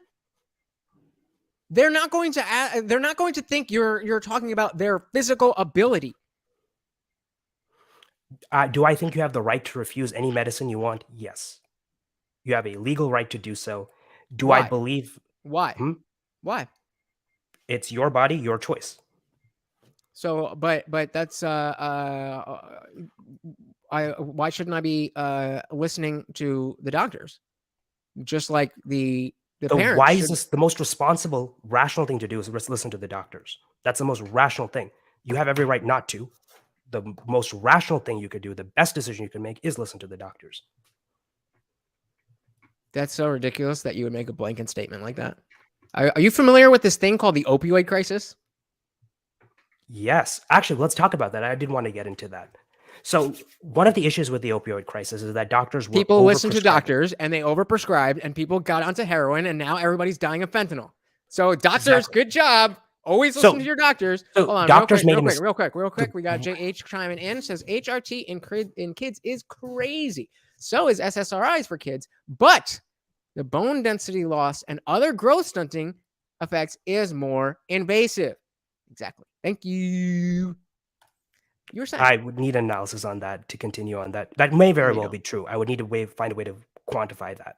I don't know all of the negative complications of SSRIs. Hey, Jimmy Dean is back. We got a sausage in the building. Hello, Jimmy Dean. You haven't been here. He's been Jamie Dean recently, which doesn't fucking make any sense. The fuck is a Jamie Dean? But Jimmy Dean, resident sausage. So glad you are back. Oh, you little bitch. Get your phone. I was gonna say something I'm not gonna say.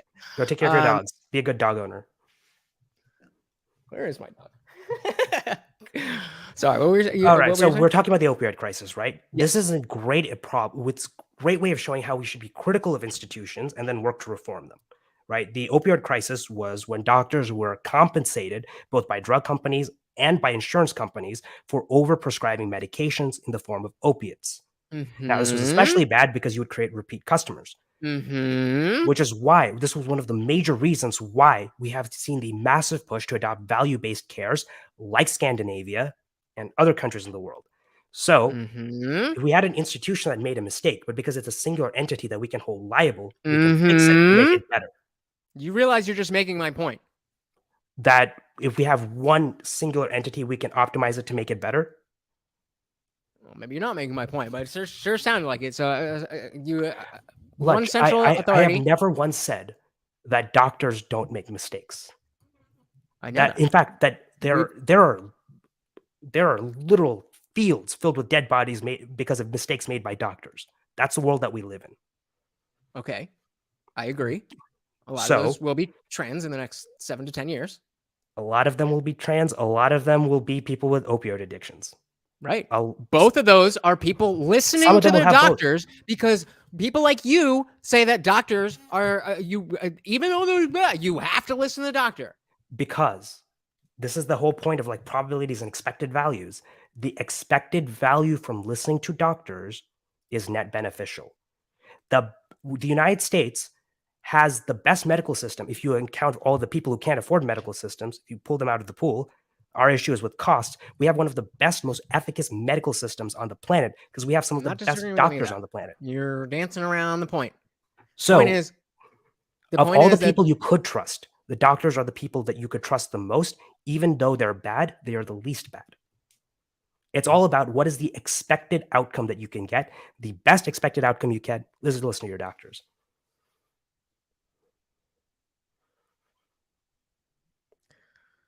All right. I mean, you keep listening to the establishment, and we'll see who lives longer. Well, I plan on running the establishment one day. I know you do, and my dad believes in you. He thinks that's he's a doctor, so he knows what's up. Well, sometimes, right? More likely than not. No, but yeah. So let's say, I mean, the idea. So what Jimmy Dean says, we outlawed bribing doctors with money. So Big Pharma just decided to bribe them with vacation getaways. Perfect point. That's another thing too. And again, why it is relevant to bring up your age at certain times, because you were not politically active when liberals were all over Big Pharma, unless you were politically active at 9-10 years old. Were you active? Were you politically active at 9 or 10 years old? I think the youngest I was politically active was like 13, 14. I think the first time I volunteered politically was like 2016. That was the first time I volunteered politically. Okay. So I consider that politically active. So in the mid 2000s, Big Pharma was one step down from the big banks. It was No doubt Occupy about it. Wall Street, and then it was Big Pharma. No doubt about it. Leftists are pretty stupid. Okay, well, we agree on that. But the point is, they were right before. And now they've just decided to trust the institutions that the entire party has gained well, they were wrong before. Now they're right. That's my interpretation of it. So I disagree with your interpretation. Okay, let's actually talk about corruption. So I was born in India, so I've seen a different type of corruption that I would never see in the United States. In the United States, a lot of our corruption is legal and well documented. That means that if there are issues, we're easier to pinpoint and they're easier Hold up, to guys. fix. I hate to ask, but can you just get me to 10 likes, please? I feel like that's not that hard. Can I give you a like? You could, for sure. Just go to YouTube and hit the There, like you're button. at 9. Beautiful. We just need one more. JH says, even doctors that are good have to prescribe painkillers in lots of situations and get manipulated, and people get hooked. The corruption is there, but not the only reason. Yeah, so there's two things, right? We could have bad institutions or institutions that are flawed, and then doctors who are flawed. Those both exist. Right? I have never once said that doctors are infallible or that I institutions are know infallible. we've gone over this Likewise, a billion times. So the position that I have but is... you refuse to acknowledge it when it's inconvenient to your argument. You say in every other area, well, we can't, the doctors are bad, but they're the... Or you present this false dichotomy where we either blindly trust doctors or we ignore doctors. Almost everyone who has ever crashed a car at least passed a driver's license test. So does that mean... So let's do this, right? Does that mean that we shouldn't trust people who pass driver's license tests to drive because they are responsible for 99% of crashes?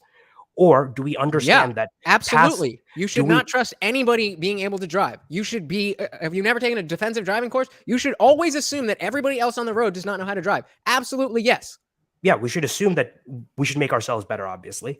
But should we not let people drive because... Or should we do away with licenses because, well, people are going to crash with license, people are going to crash without licenses? Or do you believe that putting licenses into place would reduce the number of car crashes we have? I do believe licenses decrease the number of crashes. However, that's an institution. We're putting our trust in an institution. If you were able to just go and get a license because you said you felt like you were good enough to drive and they were giving out licenses on that basis, then I would say, why even bother with the licenses? Great. So that is what is happening with this HRT shit. Wait, that's the wrong response. If it was being handed out appropriately and responsibly, then I wouldn't have an issue with it. But we have so many stories. You're so close. We have so many stories like that. Well, like you're so close because you don't do that. Don't do that. Don't do that. What? Come on. Don't do what? We've been doing so good. Come on, go ahead. All right. The right response to, if we're just giving license out willy-nilly, is to not give them willy-nilly and be more responsible in how we give them. I agree. So likewise, if there's an issue, we should do that before we continue doing things. In that, what do you mean before we continue? We do it at the same time. So what I mean by that is if we see that, we've been prescribing these opioids and it's starting to become an issue, then even though those opioids help so many people, we should restrict the way that the doctors are using them, not open it up.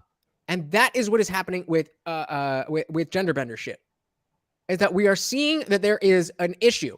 We may not be able to pinpoint what the issue is, but the doctors are, instead of gatekeeping and making it harder to do that and looking to other modes of therapy, other medications, other things to help with the psychological aspect, they're going straight for the physiological interventions. Doctors are not going straight for physiological interventions. The first thing they recommend in almost all cases is social transitioning first. They recommend therapy. That changes my opinion? Do you think that different? Wait, that changes my opinion? Your statement is that they should be very rigorous in their analysis before they go to very invasive therapies, right? Yes. That is what they're already doing. They're not doing it good enough. Okay, so then That's my again. Your issue, you're your issue is trying not to with say, anything else other than you want doctors to do a better job. yeah. So if you want doctors to do a better job, this has nothing to do with a TikTok encouraging trans behavior, whatnot. It has nothing to do with it. It has you having an issue with the medical institutions not being efficient enough, which is a very different issue than you saying, "Oh, we're like socially accepting transition. We're socially accepting all of this." Those are not That should mutually be exclusive. irrelevant. Those are not mutually exclusive. One is irrelevant I to the also, other. in your mind, I don't think that it is.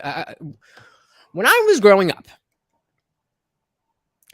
we were taught to be happy in your own skin, to be happy with who you are, and that every person is special, no matter what you look like, no matter this, that, the other.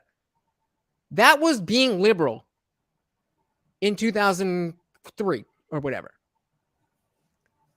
Why has that changed? Why can we not have? Why can we not have that base ideology?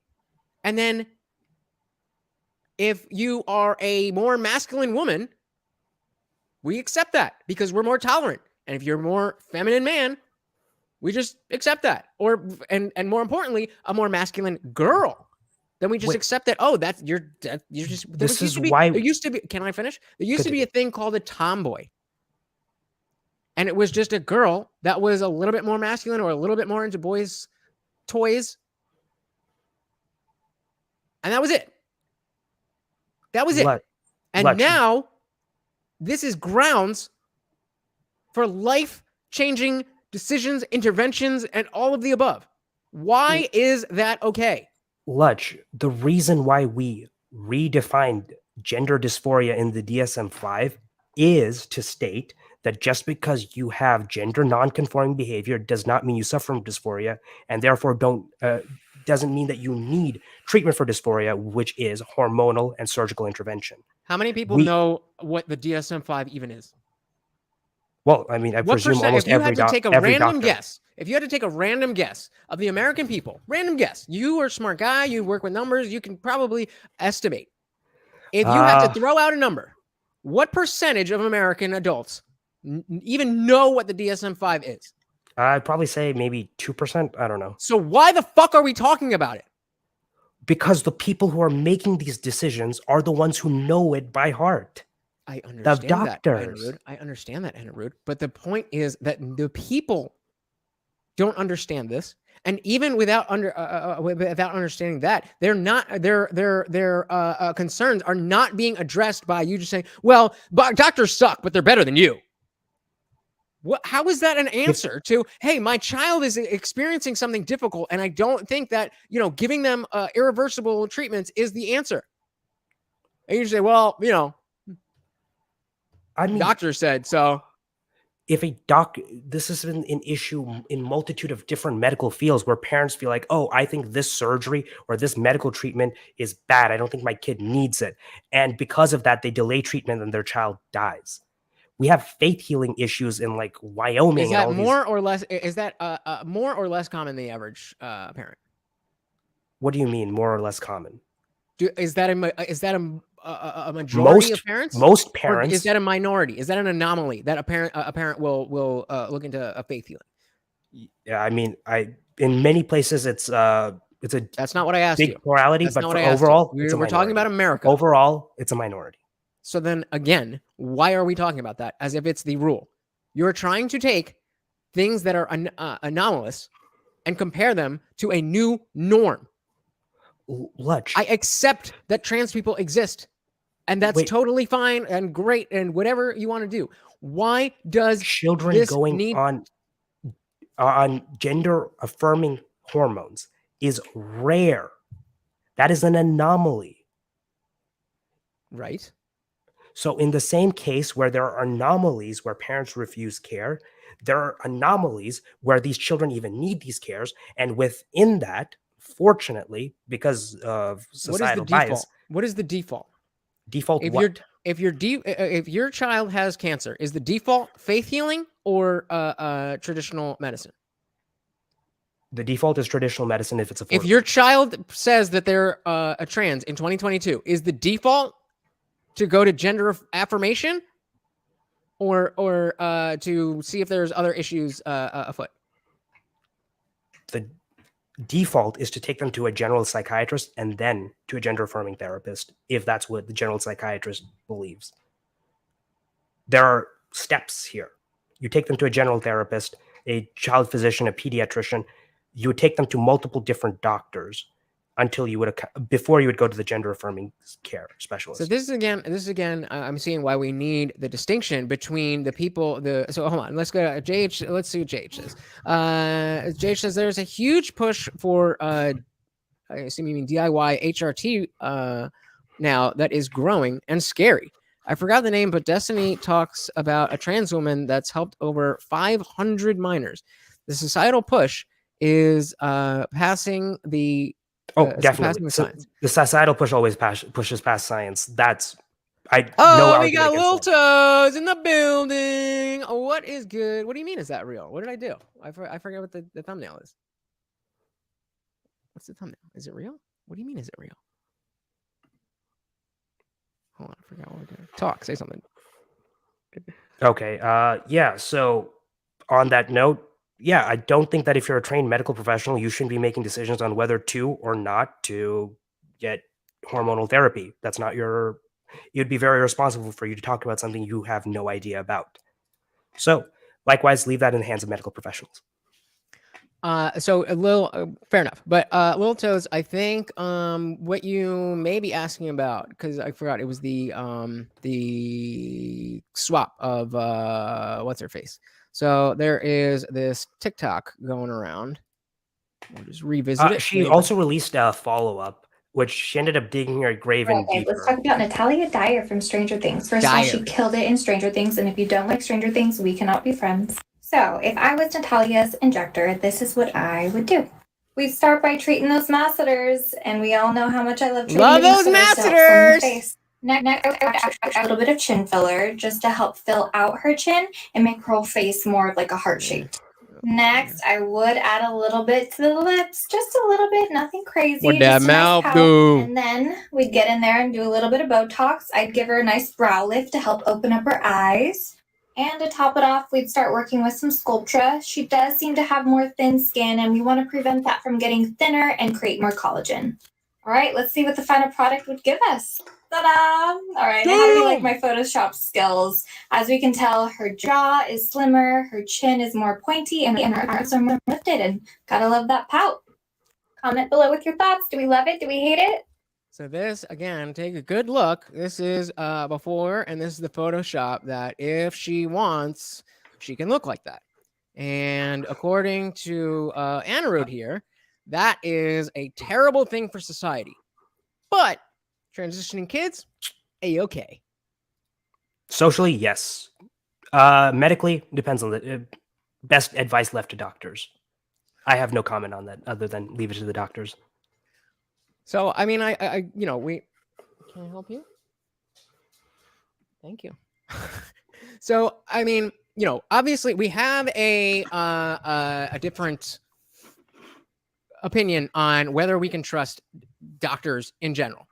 Mm-hmm. I think we both agree that obviously doctors are not perfect, that doctors are for the most part an accepted authority, but I believe that politics has infiltrated the medical institution to the point that it is worth questioning, especially these woke type things. Lech, have you ever worked in a hospital? Yes. Yeah. Nah, I worked in a medical office, not a hospital. Okay, but I mean, I think you would agree that medicine has always been political. It's to some extent. I don't know if it's more political now than before. I definitely think it's more now. But let's say it's always been political. Yeah, so I think that political interference in institutions is always inevitable. That's not sufficient to say that institutions shouldn't be trusted. I don't think that's sufficient. So what do you believe is equal or analogous to Dr. Fauci going on national TV and telling people that they could not get the Rona if they got jabbed? Sure. I think that for better or for worse, Dr. Fauci believed that in a world where people are emotional, That I am telling- the science. That's what I believe. Sorry. unfortunately, very poor decision on his part. He's an individual who made the decision that if he lied to people, people would work with that lie and he would get the outcome that he wanted. I think that's very short-sighted thinking. If you lie to people, your credibility is gone forever. And then when you are right, people don't listen to you. It's a whole boy who cried wolf thing. And he's the top of the top, right? Is there a doctor who's more doctory than Dr. Fauci, or does he have the most senior position legally as a doctor in the country? He's the head of the NIH. That doesn't necessarily make him the best doctor in the world. He's a bureaucrat. Oh, I know he's not. I know he's not the best doctor for sure. So I guess one doctor, his position. He is regarded as the highest in the institution. He works. He speaks nationally for what the country should do in a worldwide pandemic. Yeah, unfortunately, he did not do his job very well. I will say that. Did not do his job very well. So the top guy didn't do his job. It happens all the time. But everybody else below him sucks, but is still better than reading actual studies and statistics on your own and understanding and No, I cross-referencing. encourage people to read the statistics and studies. I encourage that all the time. I just don't think you should be arrogant in believing that you would be able to I understand shouldn't be them. arrogant. Yeah. I shouldn't be arrogant. No, but we got Not just you, everyone. I would never be arrogant enough to think just because I read a medical paper that I know what type of surgery to do. That's not. Let's go to Lil. We got a couple questions here. Lil Toe says, does he agree with peepees being chopped off and girls getting weeders taped on? If they're adults and they want it, sure. But were you not just advocating for children? Or are you saying that bottom surgery should only be for adults? Or whatever surgery. Surgery. Let's put it that. Let's put all Sure. gender surgery in the same If basket. I was given the power to make that decision, I would say wait until 18. Just so What that. the fuck are we arguing about? So the thing is, I'm arguing that I should not have the power, that medical professionals should have that power, and they should have a monopoly on that power. That's my argument. Whatever the medical professional deems. I don't think a monopoly of power with children's bodies should exist. You don't have an issue with there being a monopoly on what to do with children's bodies? With children's health, yes. Okay, fair enough. Yeah. In many ways, I feel like I'm more conservative than you on a lot of issues, especially when it comes to like the question of hierarchy versus freedom. You were the one who said I'm a conservative. I've never been a conservative. You vote conservative, and you have conservative. What conservative have I voted for? You said that you were going please to tell me. vote for Ron DeSantis. I said I might. I said 2024 is 2 long years away, and I don't know. But I said, so yeah, you plan on voting conservative in the same Ron way. DeSantis. In the same way that I would have potentially voted for Tulsi. I would have definitely voted for Bernie. I didn't vote for Trump in 2020. So what conservative votes am I posting out? You said that you wanted to vote for Ron DeSantis. I'll take that as you wanting to vote conservative. No, that should be taken as wanting a president who can speak fucking English without falling over. You have a million different options. And he seems like the best. He seems the one that's more in line with liberty and freedom. So if that makes me conservative in your eyes, which doesn't surprise me because anything that, a leftist thinks, as long as you go over here, then, ultra right-wing, ultra MAGA. I think that in many ways, I'm much more conservative than you on the issue of power. I like centralized power and authority. That's typically conservative. So yes, exactly. I'm not conservative. I'm libertarian. I don't like the centralization of power because of everything that we're talking about. Yeah. When you have one guy at the top saying, wear a mask, it's going to do everything. You don't need to wear a mask. Wear 2 masks. The droplets can get through. That's what I don't like. Do you think there's a difference between liking institutions that makes me conservative? Do you think that liking strong institutions and having them have excess power and making decisions that would affect large numbers of people Do you think that's the same as having one guy on top who controls everything? Because Fauci was not that one guy on top who controlled everything. He was not. Oh, really? He was not. So he didn't control people's fucking minds for 2 years? Oh, he definitely had influence. He did not control the workings of the government. I never said he controlled the workings of the government. When did I say that? Roll back the tape. Did I say Fauci roll? You said he was at the very top. The implication being he was in charge. Oh, so you made an assumption. So remember how before when I said social contagion and you didn't know what the fuck I meant and you just sat there and pretended like you did, and I said if you don't understand, just ask. Wait, You if someone, just ask.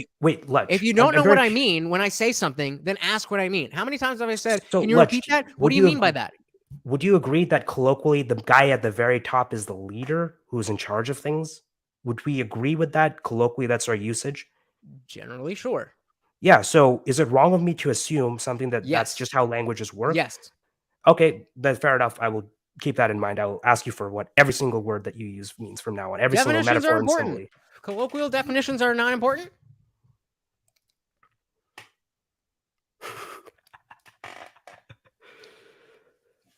I have not said anything about anything. That's a pretty good one. Kudos. Who said that? That's my boy Lil Toes here. Good sense of humor. So I want to get some of the people up here for the panel. So is there anything that, because we found the crux of our disagreement on whether or not we can trust the medical institution. I don't trust it. You do trust it. With all flaws and all, you trust it. I don't trust it. I think the better we position agree. I have no choice but to trust it. And I have no again, I alternative would but- disagree with that. That's again a false dichotomy. Anybody who is here for the logical fallacy streams know exactly what that means. So yes, we disagree on that. Do we agree that surgery, specifically surgery, in terms of changing your gender, should be restricted to adults? For the most part, I think it should be restricted to adults unless All right, let me doctor change it, deems because- otherwise. I think a doctor has the ability to so lower let me that. change. Let me change the question then, because I'm not looking to ban anything. I'm never looking for the government to get involved. I would much prefer taxing. that. I would prefer that we all share social values, and we don't need the government to stop people from transitioning children, because we just don't do that. I just want the government to make it really hard to do it. Fair enough. Do we agree that it would be a benefit to society for social transition to be or let's put it the other way. Would it be beneficial to society to expect, not by law, but just as a social norm, that if you are a trans person, just like if you are a tattoo lover, that you've got to wait until a certain age to make certain changes, that being taking medications that will alter your physiology and surgeries? Of course, if it's a decision you are making, Perfect. I would love it as you have to be an adult to do it. I would love it. Beautiful. Right? I don't want kids doing marijuana. I don't want kids doing kids doing drinking marijuana. alcohol. How I don't old want are them you? to do it. Okay, boomer. He I am a said boomer. doing marijuana. I So want the panel is open. I'm going to drop the link right now. Will Toes says trans sociology is fantasy. I wouldn't say fantasy. sociologists are scientists. I would They do a say pretty at good this job. point it's not fantasy, but at this point it's barely better than fan fiction. That's my opinion. I have no idea what that means. Please explain. Fan fiction? No, like what do you mean by that? You made like a metaphor. What does that mean? Meaning like that. I Isn't don't fan think that fiction technically fantasy? Say again. What is fantasy? Isn't fan fiction technically fantasy? Yeah, but it's just that. I mean, that's never mind. It went over here. It doesn't matter. It's not meaningful. No. Lutch, I think, wait, Lutch, I just want to bring I'm not this up making. with you. Well, hold on. I'm not asking it. Hold on. I'm not asking anybody to cam up. Just hit the link. Hit the link. Come up and have the conversation. Lutch, especially I if you've have been a up here before. question for you. So, do you understand that for me it'd be very difficult? I don't know when you're being facetious and when you're making like an actual point sometimes. That's why I was like, oh, never mind. I was Okay, making a joke. okay. That's why I told them. So, Tyler, who are you? Since I saw you at the beginning, I'm gonna assume that you've been here the whole time. So I'm gonna guess this is for you, Anirudh. What do I think? What do we think about antidepressants? I think it's both of us. For antidepressants, for the most part, I think that they have been empirically proven to work. They have downsides. Sometimes they are overprescribed, so that there are other ways that you could be helped, and the antidepressants end up being more than necessary, which could cause other complications. And I believe that for the most part, if your psychiatrist prescribes them, you should probably take them. Fair enough. We got Brandon K in the building. Sorry, I'm off cam. I believe it's the first time you're here, right? Welcome to the party. What does Brandon say? Jimmy and Touch Roll Call. I have no idea what that means, but glad to have ya. So I'm gonna assume that you guys aren't little bitches and that you just didn't realize that I dropped the link. So I'm gonna drop it one more time, and I'm sure you have fun stuff for Anirudh, if not myself.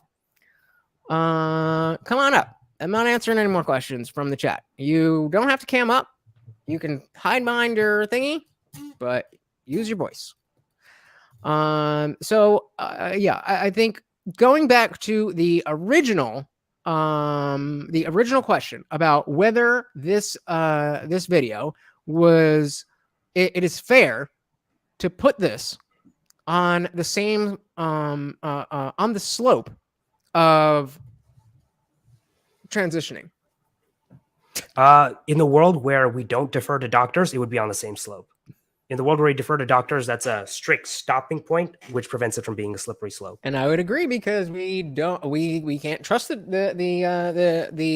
doctors by and large. I'm not saying there aren't doctors that you can trust, but as an institution, we cannot trust how medical professionals will act in this manner because of the changing political landscape.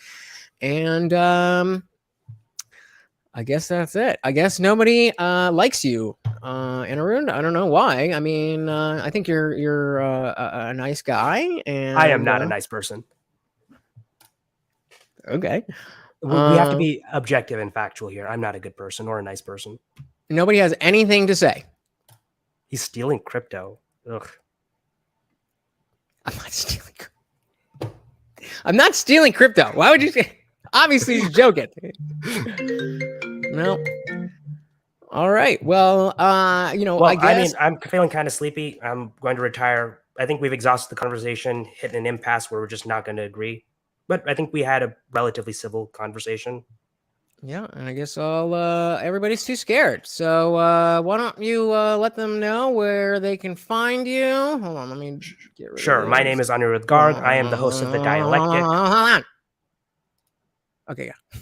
All right. My name is Untitled Chapter. I'm the host of The Dialectic. I am author of The Greater Man, a book on masculinity and social health, directed for young boys, focuses a lot on ways that you can improve your life, your connection to your masculinity. A lot of it is very peer-reviewed, economic, sociological, focused on evolutionary biology, ways that's very data-driven.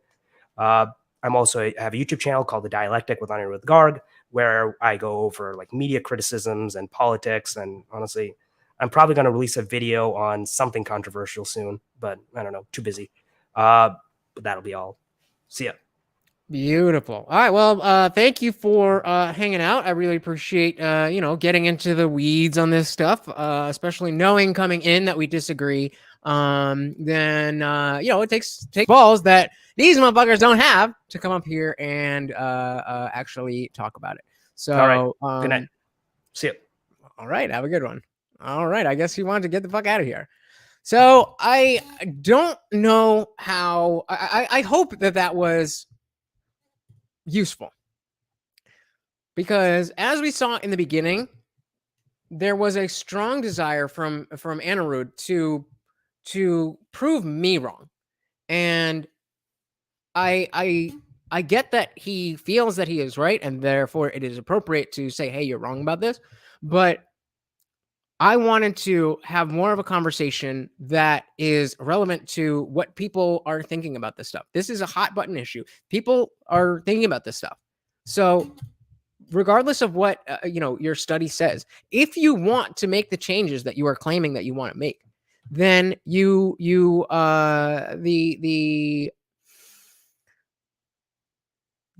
almost hands off, like, well, we don't know yet, as if people aren't already transitioning, in my opinion, is a Jimmy Dean's got to leave already. God damn, leaving me in the lurch. I'm closing down. You can't just. All right, have a good one. I think that it is a little bit of a cop out to say, well, we should leave it to the doctors. Like that's begging the question.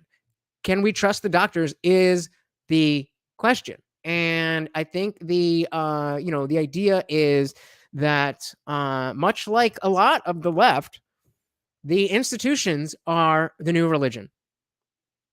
The institutions are the new religion.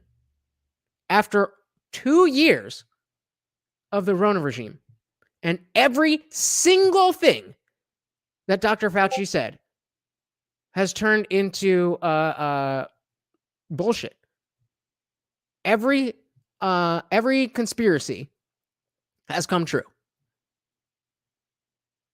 These are the people who believe Jussie Smollett. These are the people who believe that don't know that Kyle Rittenhouse was defending himself. That's where these people are. And I don't necessarily like putting people in a box, but this isn't the first conversation that I've had with Hannah Rood. And it always comes down to the same kind of thing. It's like you have a conclusion that you like, and you look for the studies that find and correlate with that conclusion. And then because you have those numbers to navigate with mental gymnastics, then you feel above the cultural discussion. You feel above the things that people, the actual people, care about. And it's a coldness that comes from, and he hates that I talk about his age, but I only brought it up once, and I'm bringing it up the second time, that if you're 19 years old and you've only ever been in school since you were 4 years old, then it makes sense to me that you are comfortable just appealing to authority so easily. And it's not like I'm some high school dropout. I graduated college. I have a bachelor's degree. I went to school for well, it wasn't really school, but I took courses to become a dog trainer. I'm not. But there's a base level of trust in these institutions that, especially oh damn, really 2 of y'all. Peace out. Thanks for coming, Little Toes. Appreciate you. There is a disconnect when you think about how much has changed in the last 15 years and how much individuals have changed in that 15 years. So if you're 45 years old, then the change that occurs from 30 to 45 is very different than the difference between 5 years old and 20 years old.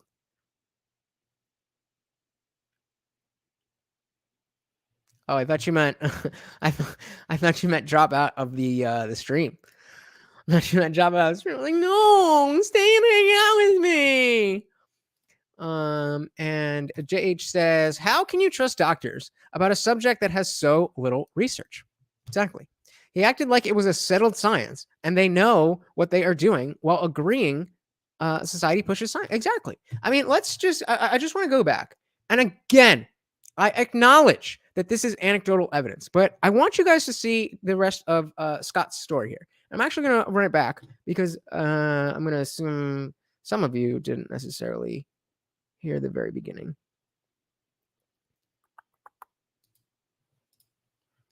And I just want you to pay attention to just pay attention. One did it himself, as Kluk led us into. So I want to act. Man, there we go. Hey. Ah, shit! I meant to. There was never a retraction or. To skip over that. All right. Oh, too late. There we go. I never fit. I was an alpha female, a sales executive that kind of just didn't fit in any box. When psychologists or somebody that I was in love with or whatever said that I was in the wrong. So let's take a look at that.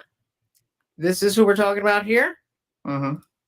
Just pause it to make some breaks and hopefully not get caught. Flag. Body, I started to think, well, maybe I am. I'm a body. This is a great point, Little Toes. It's because he is he's that guy. I don't know what I don't know what his position is. I don't think it's Surgeon General but he is the guy.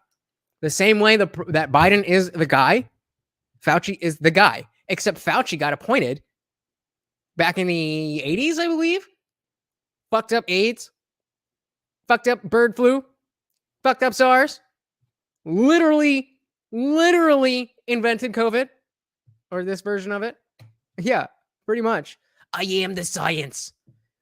I will bring the droplets on all of you. I have no idea what this means.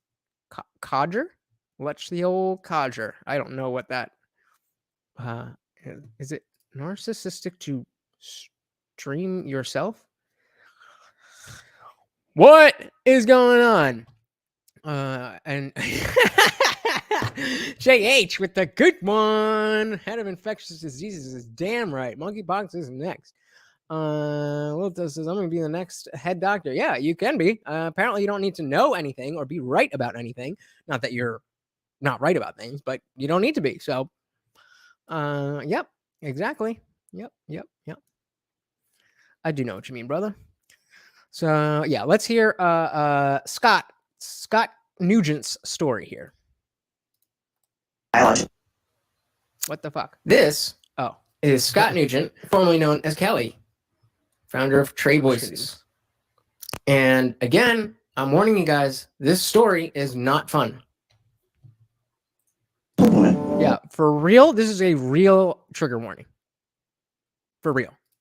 That medically transitioned to appear like a male through synthetic hormones and surgery. I will never be a man.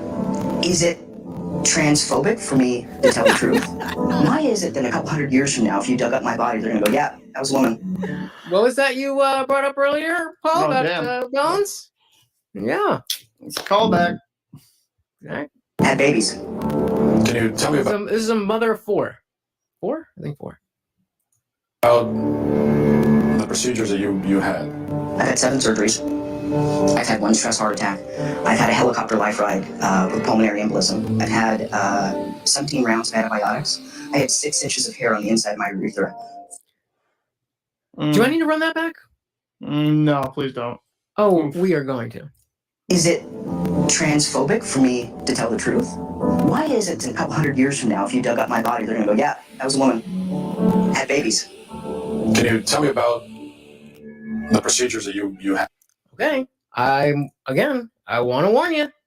Kluk says detransition stories are literally self-mutilation stories with no reversibility. Why would anyone want to do that? I mean, again, if it is something... See, don't you think it would have been interesting if Anna Rowe just sat here and actually watched this stuff? I usually stream at like 6, 7 p.m. He calls me, it says 10 p.m., can't do any better, and then dips out. Come on, guy. Thing that fits for you as an adult, then that may be something that All right, let's works get for back you. to Kelly. But this is why Scott. we need to not have gender affirming therapists. This is why we need to have gender therapists who are willing to say, hey, I think you're just going through something. Hey, I think Yeah. you're just, looking at something else and feeling this way. Where there's a way To the narrative, elite. Give me It's more, stressful. 17 Kelly. rounds of I've had 7 surgeries. I've had 1 stress heart attack. I've had a helicopter life ride with pulmonary embolism. I've had 17 rounds of antibiotics. I had 6 inches of hair on the inside of my urethra for 17 months. Nobody would help me, including the doctor that did this to me because I lost my insurance. I get infections every 3 to 4 months. I'm probably not going to live very long. Was there any real discussion of the risks and side? This fucking broke my heart. This fucking broke my heart. Was there any discussion of the risks or side effects? And look at the all right. And you wanted them to Story in particular, but I'm eligible over. The truth is that medical transition is experimental. We have studies that said that medical transition helps mental health. So Did anybody just? Oh my god, how dumb am I? How dumb am I? I just put this banner up, not realizing. Oh, well, it was there. Okay, that makes sense then. Curious what you think about the rates of self-harm and unaliving in trans youth when they are not provided with the gender-affirming support. Let's go to Scott, a actual former trans person, an actual detransitioner, and see what he has to say about that. Kids, they've all been retracted, modified, changed. But the only long-term study tells us 7 to 10 years is when transgender people are the most suicidal. Wait, what did he just say? Did he just say what I think he said? So yeah, absolutely, JH, you are 1,000% correct. He hasn't looked at anything beyond his stance, like the bone density study. He shrugged off, even though it's one of the biggest trans studies out of Sweden. I'm not completely familiar, but I listen to people who dig into this stuff, and people like Anna Rude want to discredit people like me because I'm not specifically citing, exact study. But you guys know I watch this stuff. Like I watch this stuff at 2 times speed. I watch a bunch of different stuff. I watch legit ass people, and I'm not the smartest person in the world. I make mistakes. That's why I'm always asking questions. But we can see what's going on. The only thing worse than monkeypox is God. Come on. Lito says his little sister told me that women grew peepees when they take hormones. Yep. So let's just finish up Scott's story here, just because I think it's worth listening to. It helps mental health with kids. They've all been retracted, modified, changed. But the only long-term study tells us 7 to 10 years is when transgender people are the most suicidal. And this is why, again, I would love for Anna Rude to have responded to that. Well, I would have to see a study on that. I don't know. Like, this is the Daily Watch. This isn't some random thing. And this stream was June 9th. And it's gotten almost 230 views. Not one person has commented anything close to debunking anything in the entire film. Hey, we got Klook in the building. What's good, brother? You were here for this, but so we're just going over that for the people who aren't familiar with Scott here. So, yeah. After surgery.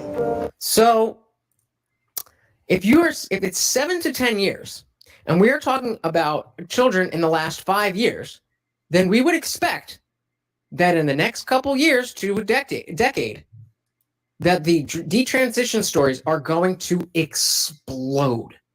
Yeah. And I don't know for sure that it's going to happen. I hope that it doesn't. I hope that every single person who has gone through this is at the end of their pain and their journey, and they've found exactly what they need. That's what I hope. But I know for a not for a fact, but I know in my heart that that is not how this works. Come on. This is my thought. First time.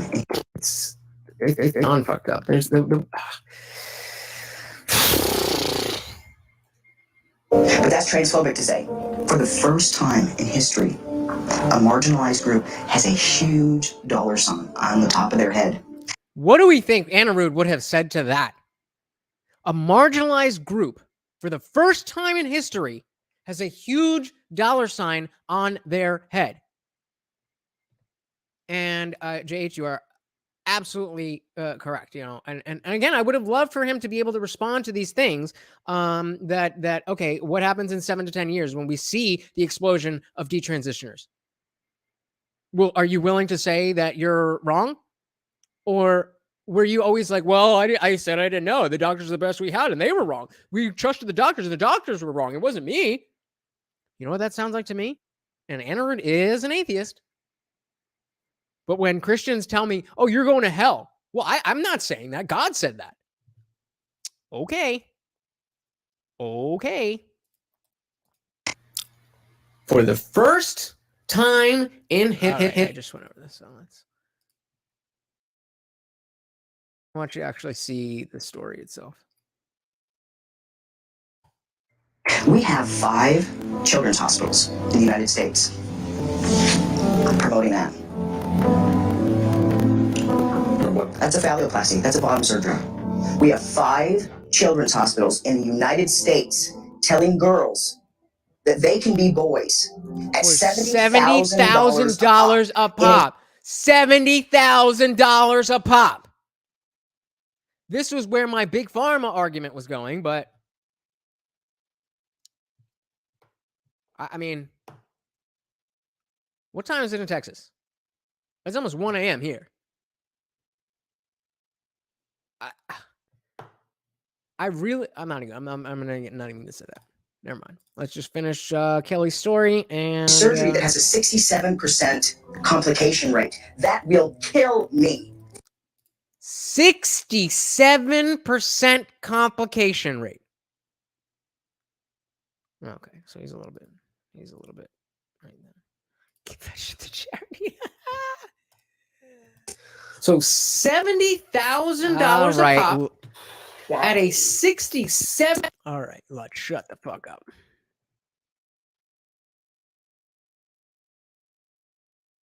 Don't think it is. Moving on. From infection that I can't sue on. We're butchering a generation of children because nobody's willing to talk about anything. I have 3 kids. At the age that they're doing this to kids. I'm not transphobic. I love my kids, and I love other people's kids, and you should too. I love kids. I love other people's kids, and you should too. And not an ounce of creepiness was in that statement.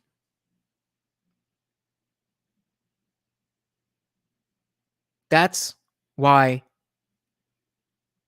to somebody who is using this as a theoretical exercise and trying to make a point based on things that they are not willing to engage with, he's only willing to look at this on the basis of studies and numbers. I'm not saying that one person's story is... I agree with you, JH. I'm not saying that one person's story is representative of everybody who wants to transition. I wouldn't be as crass as to say that. But I made the prediction then, and I'm doubling down on it now, that by 2030, we will have an explosion of detransitioners. And those people who are going to be adults at that time, or at least, on their way, older, they're going to look at the doctors and their parents who allowed them to go through with this type of shit. And they're going to be like, why the fuck did you let me, a child, decide to mutilate my body irrevocably. Didn't say that right. You know what I mean. Oh, shut up, Lutch. AKA the Indian Jesus, here to resurrect the second coming of common sense. Do anything about it? I'm sorry. And again, the point is, if this is all wrong and this is the point of every conversation I have with Anirudh. And Click, you're in the group chat. You know, this is exactly how it goes. He says, numbers don't tell the full story about things in life. You have to balance anecdotes with stats, or you fail at both. Beautifully said. Beautifully said. And I am willing to accept the fact that I don't have a super deep understanding of the statistics on any of this. But I'm not claiming to understand that aspect better. What I'm saying is that there are issues with this that are already manifesting while society is pushing more people to go down this road. And if, as Anirudh admitted, we don't really know, then we should stop intervening until we do know. We should stop using medications as prescribed by a doctor that have not been tested to the degree that they should be, to the level that we've always had. Little Toes, you're too young to be here, I think. You got to dip out. Oh boy. That's the big one. If you can get away with that, kudos. Because if somebody goes hard enough, you will get away with being transracial. But you have to be on the offensive. That would be the ultimate troll. Because it's nonsense. It's nonsense. For most people, it's nonsense. And the fact is, there is definitely, unquestionably, people who are legitimately transgender. Those people should be able to live life the way that they see fit. That is not what this conversation is about. He went hard and he did it. Exactly that point. You know? And you're right, Lotos. It has to be directed towards a transgender believer. And they'll if you get indignant and you don't understand, okay? I've experienced X, Y, Z, and you were lucky enough to be born the race that you feel. Just use that, and it becomes ridiculous. And none of these trans advocates, except the extreme ones, would accept that. But click, I missed that one. But it's all Gucci when it comes to this. We don't have to use our logic. We don't have to follow the social norms that have allowed us to be great. The world superpower as we used to be. Is it a coincidence that now our leader is a broken old man? And then there's wars, starting that have nothing to do with, not nothing to do with us, but you know what I mean.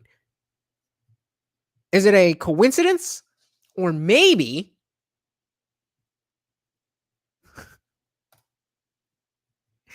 JH, one who's being fooled by this propaganda?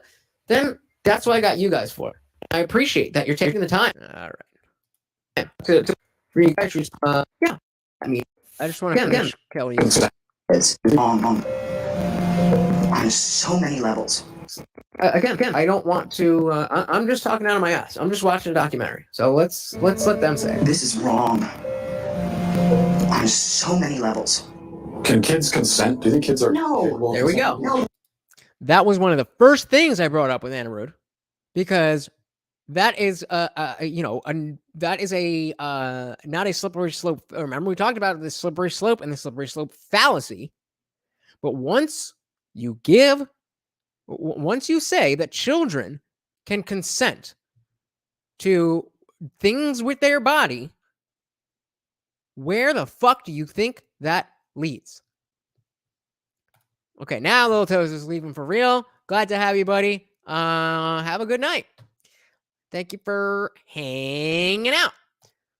But that's the thing. I don't want to say it. I don't want to have to talk about it.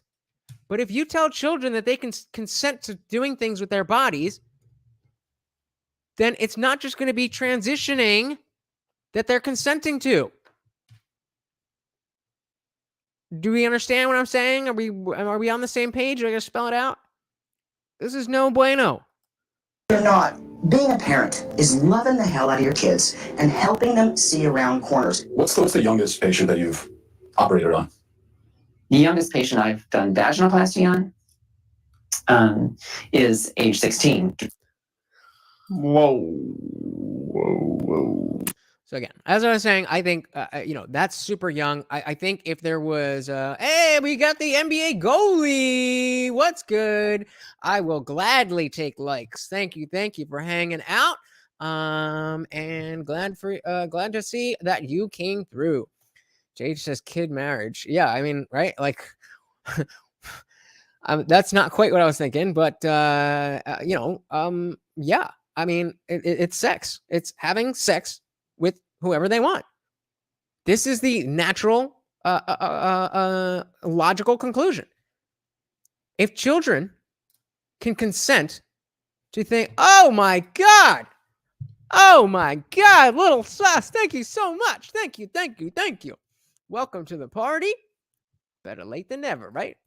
Yeah, if we let children consent with what they're doing with their bodies, when it is not necessary, then the logical next step is that you cannot say that a child cannot consent to sexual activity.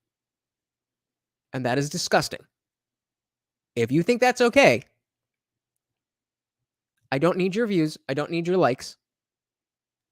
Just fix yourself.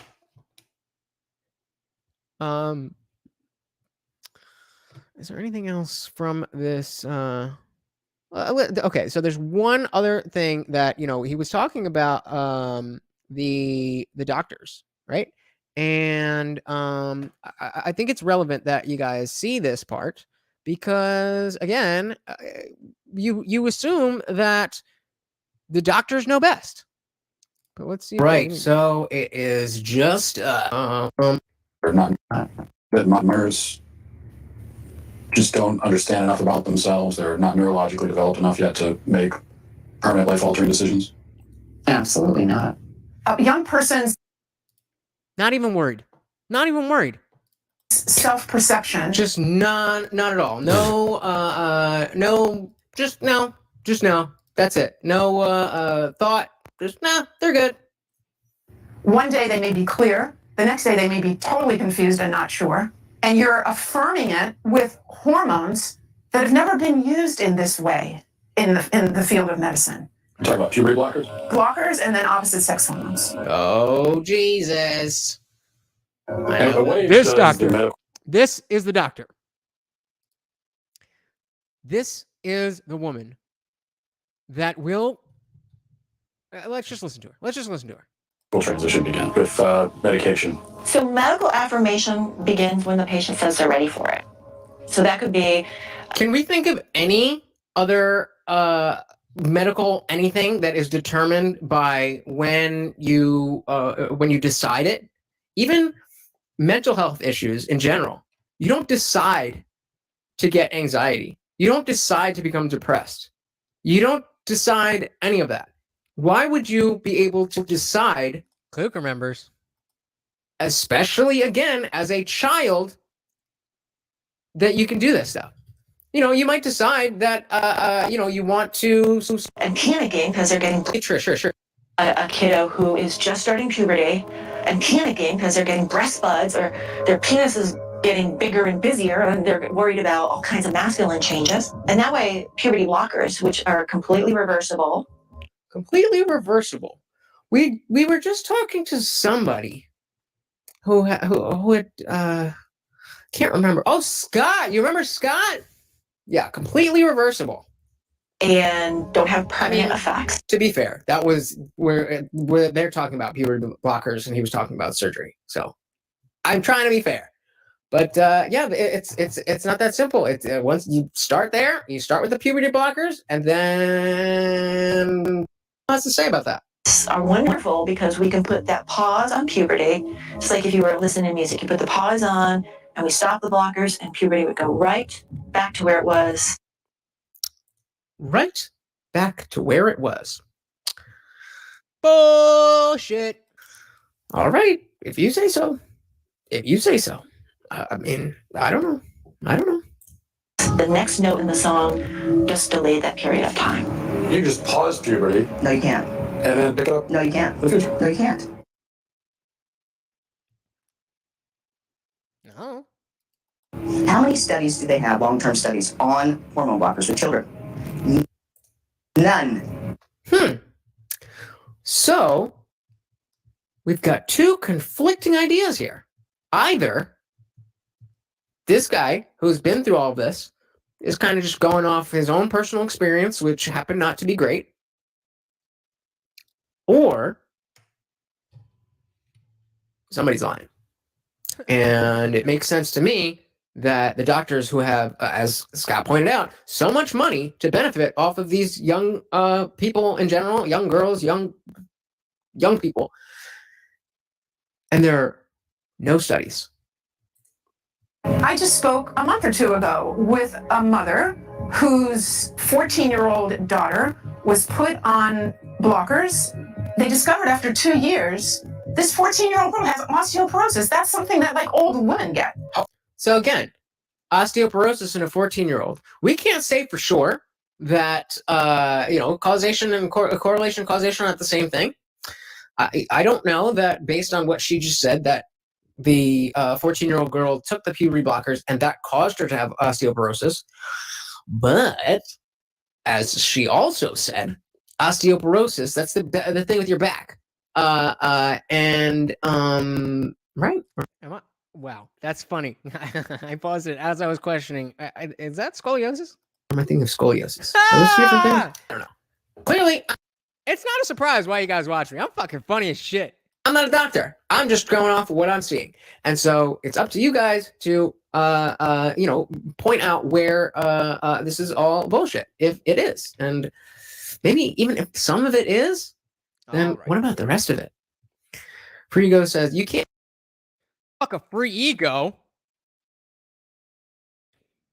Just kidding. Last piece. Possibly know that. How can they be Medicine is Free Ego. How can doctors assure parents that a certain medicine is totally safe? If based on what you're saying, they can't possibly know that. How can they be removing the healthy breasts of 15-year-old girls? How can they be sterilizing kids? How can this whole thing be happening, Matt? Every child that they convince is transgender and in need of medical. Let's put he's about to drop a number. He is about to put a number on. He's saying every child they convince. I want you to put a number in the chat. And how much money does Big Pharma get for each one of these girls that they convince they need to change their gender? And this is in addition to the $70,000 surgery itself. And I'll give you a hint. It's not low. It's not low. Transition, it generates $1.3 million to pharma. And we're believing a pharmaceutical safe. Let's based on what you're saying, they can't. What did he say? He said it was transgender and in need of medical transition. It generates $1.3 million to pharma. And we're believing a pharmaceutical company, Lupron, hormone blockers, reversible, so they say. Well, the truth is that in 2003, Lupron was sued and deemed a criminal enterprise by the U.S. government. So again, we're talking about the No. We're blitzing through this last piece. Most fine any pharmaceutical company at that time, $874 million, wrote a check. Is Lupron chemical castration? Yes. We're giving it to pedophiles, aren't we? We're giving it to people that are dying, and we're giving it to kids, telling them that they were born in the wrong body and it's completely safe. Wow. So again, I don't know about Just let the crazy bitch talk. What are they getting wrong? One of the drugs used is Lupron, right? Which has actually been used to Look how proud. Look how proud she was to say that. Oh yes, you've done your homework. Right, which has actually been used to chemically castrate sex offenders. You know what? I'm not sure that we should continue with this interview. I'm not sure that we should continue this interview because you asking about what I do to children is triggering.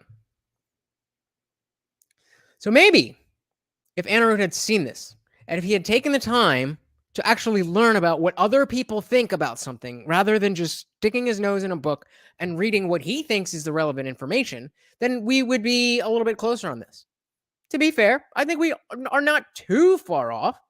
I just think that there's one very big aspect of trusting the government, trusting our institutions, all of that stuff that hopefully one day he will learn. But who knows? He wants to run the world, and my dad says that's exactly the type of dude that gets in the White House, and we all love people who work in the White House, right? Luke says, keep in mind that 70K is not 70K. You have to keep a steady supply of medicine and medical supplies because your body literally fights to heal itself. An example of a fake vagina. Yeah, they were when the detransitioner was on Timcast maybe 2 months ago. They were talking about how you have to, or actually, it might have been Blair White, one or the other. They were talking about how if you have a fake vagina, then it is constantly, same thing with your ears. I used to have half-inch, let's see if I can do this. I know that I've tried this before and I fucked it up, but let's see. We're going to try it again. That used to be a half-inch large hole. And it's not too bad. It's pretty much gone. But it's a permanent scar because the body, even though the hole was that big, your body naturally wants to heal itself. Same thing happens with a fake vagina. So you gotta work it to keep it a vagina. JH says, I don't know if they are pushing it for money. I feel like it's more of the rubber stamping of self-ID and fear of societal repercussions. Well, this is precisely what I was getting at with the entire system, is that it's not that these, I mean, we have doctors like this for sure. Those types of doctors exist. But we also have doctors who don't want to act like this woman, but their hands are tied because they don't work in private practice. They work in public hospitals, or they work for a woke company. It's just so much evidence. It's so much evidence that this is not what it appears to be. JH says 1.3 million across the field in big pharma is not big for surgeries. The HRT is the money because that's for life. Yeah, you got to take it. You got to keep taking it, keep taking it, and keep taking it. And so that is a great point because that reframes the entire discussion that I had with Anirudh. Because as JH is putting it, to use the vague word worse, when you put it this way, the puberty blockers, the hormone therapy is worse than the bottom surgery. And so if he has so much issue with children getting bottom surgery, and then we think about what JH is saying, then why is there no issue with giving this stuff to children? How many children, the big argument is that the self-deletion rates of trans people are so high that we need to let them mutilate themselves so that they're still the highest group of the highest self-deletion demographic out there. How many of those self-deletions are children under 15? That's what I want to know.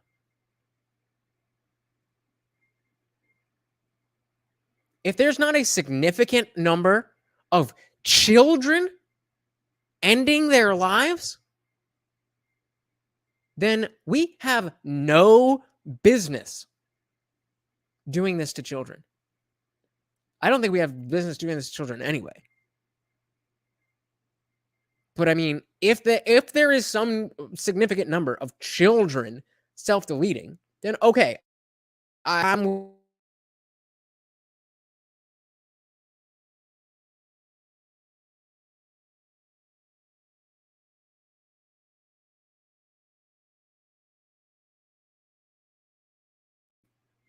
what just happened? Can you guys hear me? Just muted me automatically. But I mean, you know, I think that I'm going to drop the link one more time because we've had some more stuff, and I really would hope that some of you guys care enough about this to come up and still.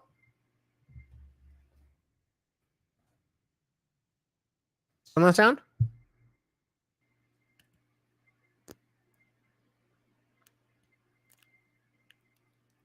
Hurry! Yes, no, yes, no, yes, no, yes, no, yes, no. There we go. So yeah, I would love if somebody would come up, but you know, well, obviously I can't force you. Thank you, Kluk. But either way, I think it's important that these conversations are had. And shout out to Anna. Not a lot of people on either side of this are willing to come on the internet and show their face and talk about this.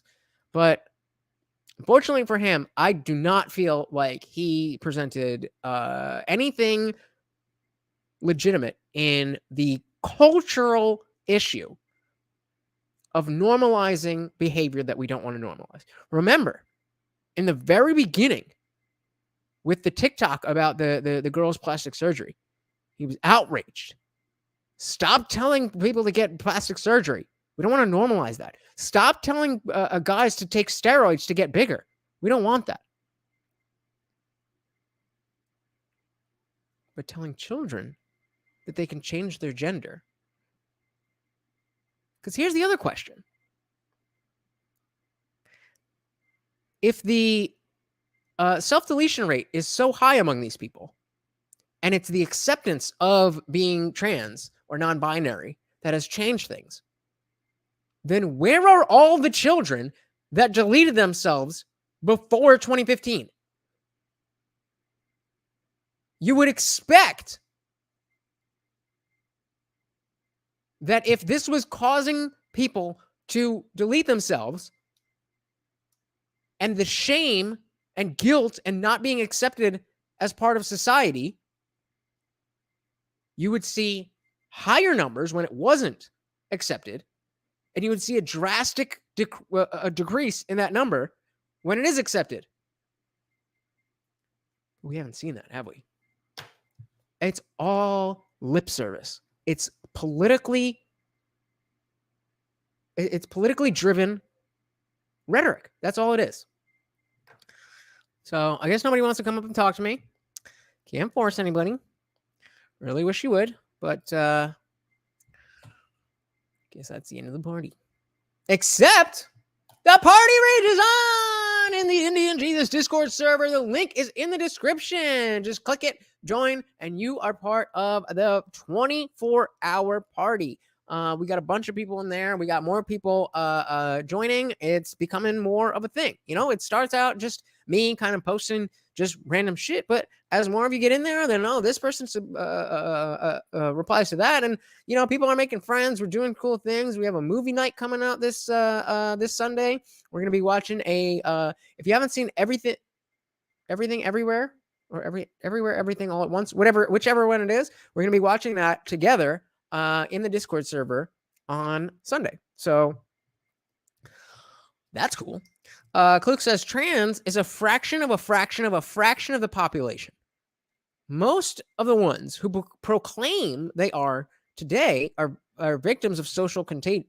Most of them who proclaim they are today are victims of social contagion and grow out of it to be straight or gay. That's precisely what I said to him. And whoa, that's crazy. You don't have numbers to believe that. That can't be so. But as I think it was JH said earlier, that he is not looking to learn more. In my opinion, he's looking to continue to reinforce what he already believes. And again, he hates when I bring up his age. But I was the same way when I was 19. I just saw a meme today on Facebook. I'm never on Facebook anymore. And it was from the movie Not Another Teen Movie. So I remember it was Chris Evans. And he, if you haven't seen it, he's just playing the typical jock. It's like Scary Movie, but for teen movies. And so he's playing the typical teen jock. And he goes up and there's a picture of him. And it's like, you know, best student or whatever. And he's like, ah. And then he goes across to the other side of the hall. And there's a picture of him looking at the picture, admiring how great he is. Oh, look who we've got. We've got JH in the building. JH, how are you doing? Can you hear me? I can hear you loud and clear, buddy. How are you? Good. I just thought I'd hop on here since you're asking people on, even though we pretty much agree. Yeah, I appreciate it. What did you think of Anna Rhodes' position?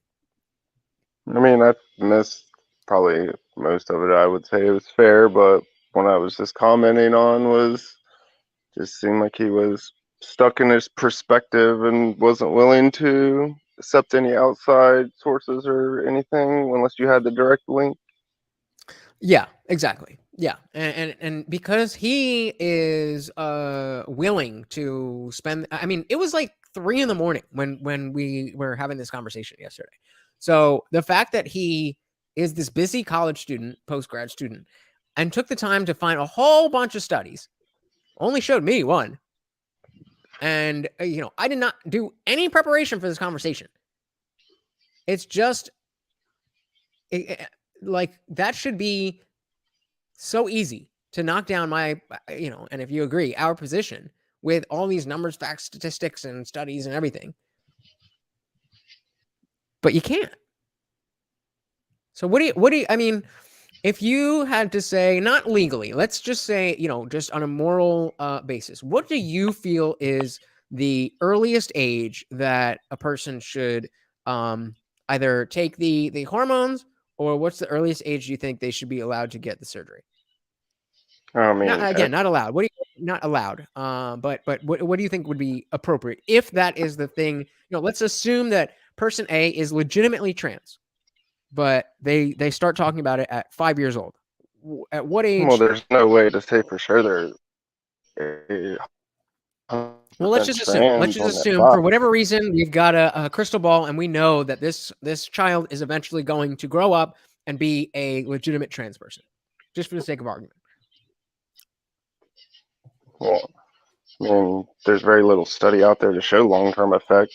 If in the end, if it was well researched, then maybe we could look at giving kids HRT. But as of right now, the research shows that it's not good for kids in the long term, just for their biological state. So you don't necessarily have to be 18. So you don't necessarily have an issue with, you know, the ideology of, you know, that you know, biological sex and gender are different, that you can change your gender, that you don't seem to have an issue with any of that stuff. It sounds like you're more concerned about, you know, ruining children. Yeah, I don't care what you want to do, or I mean, I believe trans is real. People have gender dysphoria. I believe that right now in society that it has become a trend, and there's people that aren't trans that think they're trans, and giving them these drugs that we don't really even know what will do. The few studies that there are show that, like I was saying, there's bone deficiency and all kinds of other issues that will stunt their growth and just change their life. Yeah, I agree. Even if we knew 100% that they were trans, we still don't know what it will do to them long term. Yeah, that's what I'm real. Like I said in the actual. Yeah, like I was saying in the actual "What is a Woman" thing, which guys, if you haven't seen it, it's a free YouTube video. It cost me $15 to sign up to Daily Wire, just to watch this thing. So it's free on YouTube. Just go watch it, and so you know. But the idea is, if we can just understand this better, then we can do better by our people, by our countrymen, by our neighbors. And I don't understand what the rush is to get in there and, okay, 5 years old, you said it? Okay, let's do this, let's do that. Hold on. Hold on. He was the one who said, oh, there's stages to this. There's stages to this. But on the other side, he was saying, oh, I don't know. But then we talked to the actual doctors. And if he had stayed for that, he would have seen that the doctors don't even agree with him. Well, that was my whole point about the society putting pressure on the medical field to push past what science has cleared, and they're That was a great comment, by the way. bending Great to comment. society instead of science.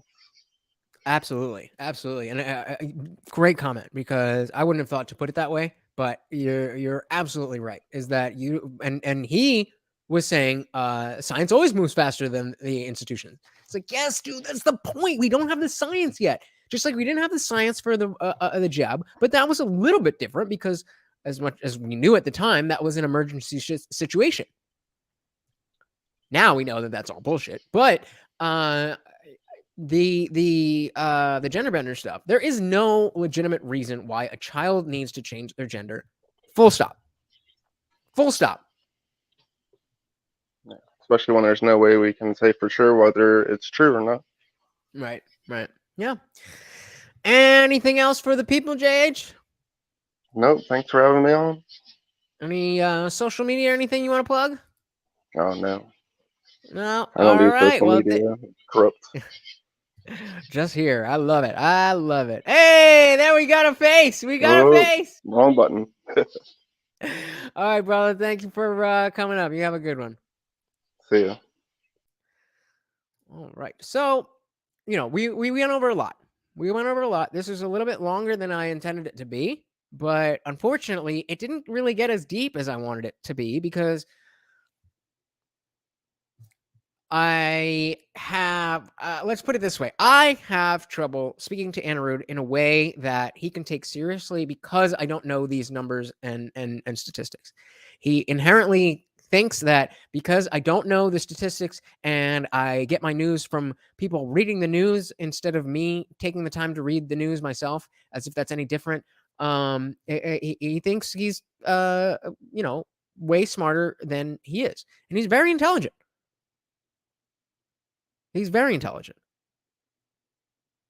But there's a lot of wisdom that he is lacking. And I know that one day he will realize that that is the case. And that doesn't disqualify anything that he said, but it certainly has that effect. So I hope you guys enjoyed this stream. I know it wasn't as typical as a normal stream, but this is always what I really want to do. So let me know in the comments if you guys prefer stuff like where I'm actually talking to a person and going through stuff. If you prefer, that I have a video or an article that we can go through. I want to make you guys happy. I appreciate every single one of you. I appreciate that of all the videos on YouTube, you could pick any one of them and you click this. I appreciate that you could have clicked right off.